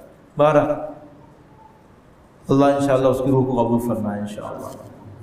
آج کی جوان غمگین کم ہمتی کا شکار ہے، بات بالکل صحیح، میں نے دونوں کا تھوڑا تھوڑا تذکرہ کیا۔ کم ہمتی کا شکار انسان کیا کرے؟ چھوٹے چھوٹے آبجیکٹیوز کو لے، چھوٹے چھوٹے آبجیکٹیوز کو اپنے اوپر لے لے، چھوٹے چھوٹے کام لے لے اپنے لیے، اور کہ میں یہ چھوٹا سا کام کروں، میں مستحبات کو اس لیے پریفر کر رہا ہوں۔ چھوٹے چھوٹے مستحبات کو لے اپنی ہمت کو بڑھانے کے لیے، اور یہ مشکل اس کو ارادے کے مرحلے تک آنے ہی نہیں دیتی، اس کی ضائع ہوتی ہوئی انرجیز کو کیسے بچایا جائے۔ میں نے دونوں کے اوپر اسی لیے ایکسٹینسولی بات کی کہ یہ واقعاً ایک ایشو ہے، اور دونوں کے اوپر بات کرتے ہوئے جو یہ بات ہوئی وہ یہ کہ چھوٹے چھوٹے ٹارگٹ بنائیں، چھوٹے چھوٹے ٹارگٹ کو اچیو کرنے کی کوشش کریں۔ مثلا چھوٹا سا ٹارگٹ کیا بنائیں؟ سونے سے پہلے وضو کرنا ہے ٹارگٹ بنانا، اور میں نے مستحبات چھوٹے چھوٹے بتائے، بہت وقت ہو گیا ہے، رات کو سونے سے پہلے وضو کر لیں مثلا، یہ ایک چھوٹا سا آبجیکٹیو ہے، لیکن اس سے آپ کی طاقت بڑھتی ہے، آپ کے اندر ہمت بڑھنی چاہیے۔ دوسری بات یہ کہ آپ اپنے آپ کو خوش رکھنے کی کوشش کرو چھوٹی چھوٹی کامیابیوں سے، چھوٹی چھوٹی کامیابیوں سے اپنے آپ کو خوش رکھو، اور اس کی ضائع ہوتی ہوئی انرجیز کو کیسے بچایا جائے میں نے عرض کر دیا، تھوڑا سا عرض کرنے کی کوشش کی، بعد میں اسی کے اوپر بات کریں گے۔ اپنی اولاد کے اندر بچپن سے کنٹرول کی تربیت کے لیے کوئی طریقہ بتائیں۔ چھوٹی چھوٹی ذمہ داریاں دیں، چھوٹی چھوٹی ذمہ داریاں دیں، اور ذمہ داریاں دے کر اس کو یہ دعوت دیں کہ وہ اپنی ذمہ داری کو پورا کرے۔ رسپانسبل ہونا بہت بڑی بات ہے۔ بعض بچے پیدائشی رسپانسبل ہوتے ہیں، پیدائشی رسپانسبل ہوتے ہیں، ان کو بہت زیادہ ٹرین نہیں کرنا پڑتا، لیکن بہت سارے بچے رسپانسبل نہیں ہوتے۔ تو آپ کو یہ کرنا ہوتا ہے کہ تھوڑی چھوٹی سی جابس دیں، چھوٹے چھوٹے سے کام دیں، اور ان کاموں کے ذریعے سے اس کو یہ احساس دلائیں کہ بیٹا یہ آپ نے کرنا ہے۔ اچھا، ان کاموں کو دیتے وقت آپ کو اس کو حق انتخاب دینا ہوتا ہے، تھوڑا سا چوائس دینا پڑتا ہے۔ اچھا، ہم لوگوں کی طبیعت میں چونکہ ایک حاکمیت کا عنصر ہوتا ہے تو ہم اس کو چوائس نہیں دیتے، جب ہم چوائس نہیں دیتے تو اس کی ہمت اور دب جاتی ہے۔ مثال کے طور پر آپ نے دو چیزیں اٹھانی ہیں، ایک آپ نے اٹھانی ہے اور ایک آپ کے بچے نے اٹھانی ہے، آپ یہ طے کریں گے، آپ یہ طے کر لیتے ہیں کہ میں نے یہ اٹھانا ہے، اس نے یہ اٹھانا ہے، صحیح ہے، آپ نے چوائس کل کر دیا اس کا۔ اب یہ جو آپ نے چوائس ختم کر دیا اس کا، اس کے نتیجے میں کیا ہوگا؟ اس کی جو رسپانسبلٹی کی فیلنگ تھی وہ آپ ہی ختم کر رہے ہوں گے، آپ کو چوائس دینا پڑے گا۔ اچھا، آپ یہ کہیں گے کہ اگر میں چوائس دیتا ہوں تو کام کو خراب کر دیتا ہے، یہ جو کام خراب ہونے کا نقصان ہے یہ آپ کو اٹھانا پڑے گا، آپ کو اٹھانا پڑے گا۔ یہ جو جاپنیز ہیں بہت اچھے ٹرینرز تھے ایک زمانے میں، پر ابھی بھی ہیں کافی حد تک، لیکن ان کے کچھ ہسٹری میں ملیٹنٹ ایسے ان کے رولرز گزرے ہیں جن کو ٹرین کیا ان کے کمانڈرز نے۔ تو مجھے یاد ہے ایک کمانڈر کی ہسٹری میں تھا، ایک رولر کی ہسٹری میں تھا کہ اس کا باپ بہت بڑا رولر تھا، اس کے پاس بہت بڑے بڑے کمانڈرز تھے جو اپنے کام کے بہت ماہر تھے۔ اب یہ جو جوان تھا یہ رولر بن گیا، جو باپ تھا وہ بہت سینئر تھا، وہ مرا تو جوان رولر بن گیا۔ اب جو جوان رولر بنا تو اس نے کچھ فوج کی مہم بھیجنا شروع کی، ایکسپیڈیشنز یہاں بھیجو وہاں بھیجو۔ تو ایک مہم میں اس نے اپنے بڑے کمانڈرز کو بلایا 4-5 کو، اور ان سے کہا کہ آپ یہاں پہ حملہ کریں۔ تو کمانڈرز نے ایک دوسرے کو دیکھا اور وہ یہ فوراً سمجھ گئے کہ یہ جوان جو ہے یہ نہیں سمجھ پا رہا اور یہ حملہ جو ہے وہ غلط ہے، یہ حملہ غلط ہے۔ تو ان میں جو سینئر کمانڈرز تھے اس نے دوسرے سینئر کمانڈر کی طرف دیکھا اور اس سے کہا کہ کیا خیال ہے، اس کو بتاؤں کہ یہ غلط کر رہا ہے؟ مگر نہیں۔ تو اس نے کہا کہ اگر میں، اب وہ فوجی کمانڈر ہوتے ہیں نا، ان کی اسکل یہ ہوتی ہے کہ یہ بغیر بولے یا بہت کم بولے بہت کنوے کر سکتے ہیں، ان کی اسکل ہوتی ہے۔ یونان میں ایک شہر ہوتا تھا اسپارٹس کی بھی، کس بارہ چھوڑے، تو وہ اس نے کمانڈر نے اس سے کہا کہ کیا بولتے ہو، اس کو بولوں کہ یہ غلط کر رہا ہے؟ تو اس نے کہا نہیں بولو۔ تو اس نے کہا کہ نہیں بولوں تو میں مارا گیا؟ اس نے کہا کوئی بات نہیں، مر جا، اس کو اوپر کر، جوان کو سیکھنے کا موقع تھا۔ تو اس کے بعد اس کو کہتا ہے کہ تم رکو، میں مروں گا۔ جو موسٹ سینئر تھا، وہ ان 5 میں جو موسٹ سینئر تھا، وہ کہتا ہے تم رکو، میں مرتا ہوں، اس جوان کو سیکھنے کا موقع دو۔ تو وہ چاروں اس سے انسسٹ کرتے ہیں کہ نہیں ہم مریں گے، کہتا ہے نہیں تم لوگ رکو، میں مرتا ہوں۔ تو وہ جاتا ہے، اپنی جان دیتا ہے۔ جب اپنی جان دیتا ہے تو اچانک یہ جوان ایک دم دیکھتا ہے کہ اس کا جو سب سے بڑا کمانڈر تھا وہ مارا گیا۔ تو وہ ان چاروں کو بلاتا ہے اور کہتا ہے کہ ایسا کیسے ہوا کہ ہمارا سب سے سینئر کمانڈر جج نہیں کر سکا کہ اس جنگ میں موت آنے والی ہے؟ تو ان چاروں نے اس کو ہنس کے دیکھا اور پھر اس کو احساس ہوا کہ او مائی لارڈ، نہ صرف یہ کہ وہ سمجھ گیا تھا کہ موت آنے والی ہے، بلکہ ان 4 کو بھی پتہ تھا کہ موت آنے والی ہے۔ لیکن آپ کو کسی کو بڑا کرنے کے لیے کچھ قربانی دینی ہوتی ہے، تو آپ کو بہت سارے لاسز اٹھانے پڑتے ہیں تاکہ آپ اپنے بچوں کو بڑا ہونے کا موقع دیں۔ جناب بہت معذرت، ہمارے آرگنائزرز کو یہ بات اچھی نہیں لگے گی کہ کافی دیر ہو گئی، لیکن چونکہ چل نکلا تھا سلسلہ اس لیے چل نکلا۔ اور آپ اس کے لیے ہم یہ کوشش کر سکتے ہیں، آپ بھی کر سکتے ہیں کہ جیسے آپ کو یہ احساس ہو کہ بھئی اب بہت وقت ہو گیا، آپ کو فوراً جانا چاہیے، تو آپ فوراً اٹھ کے چلے جایا کریں تاکہ یہ مسئلہ نہ رہے۔ بہرحال درود بھیجے گا محمد و آل محمد پر۔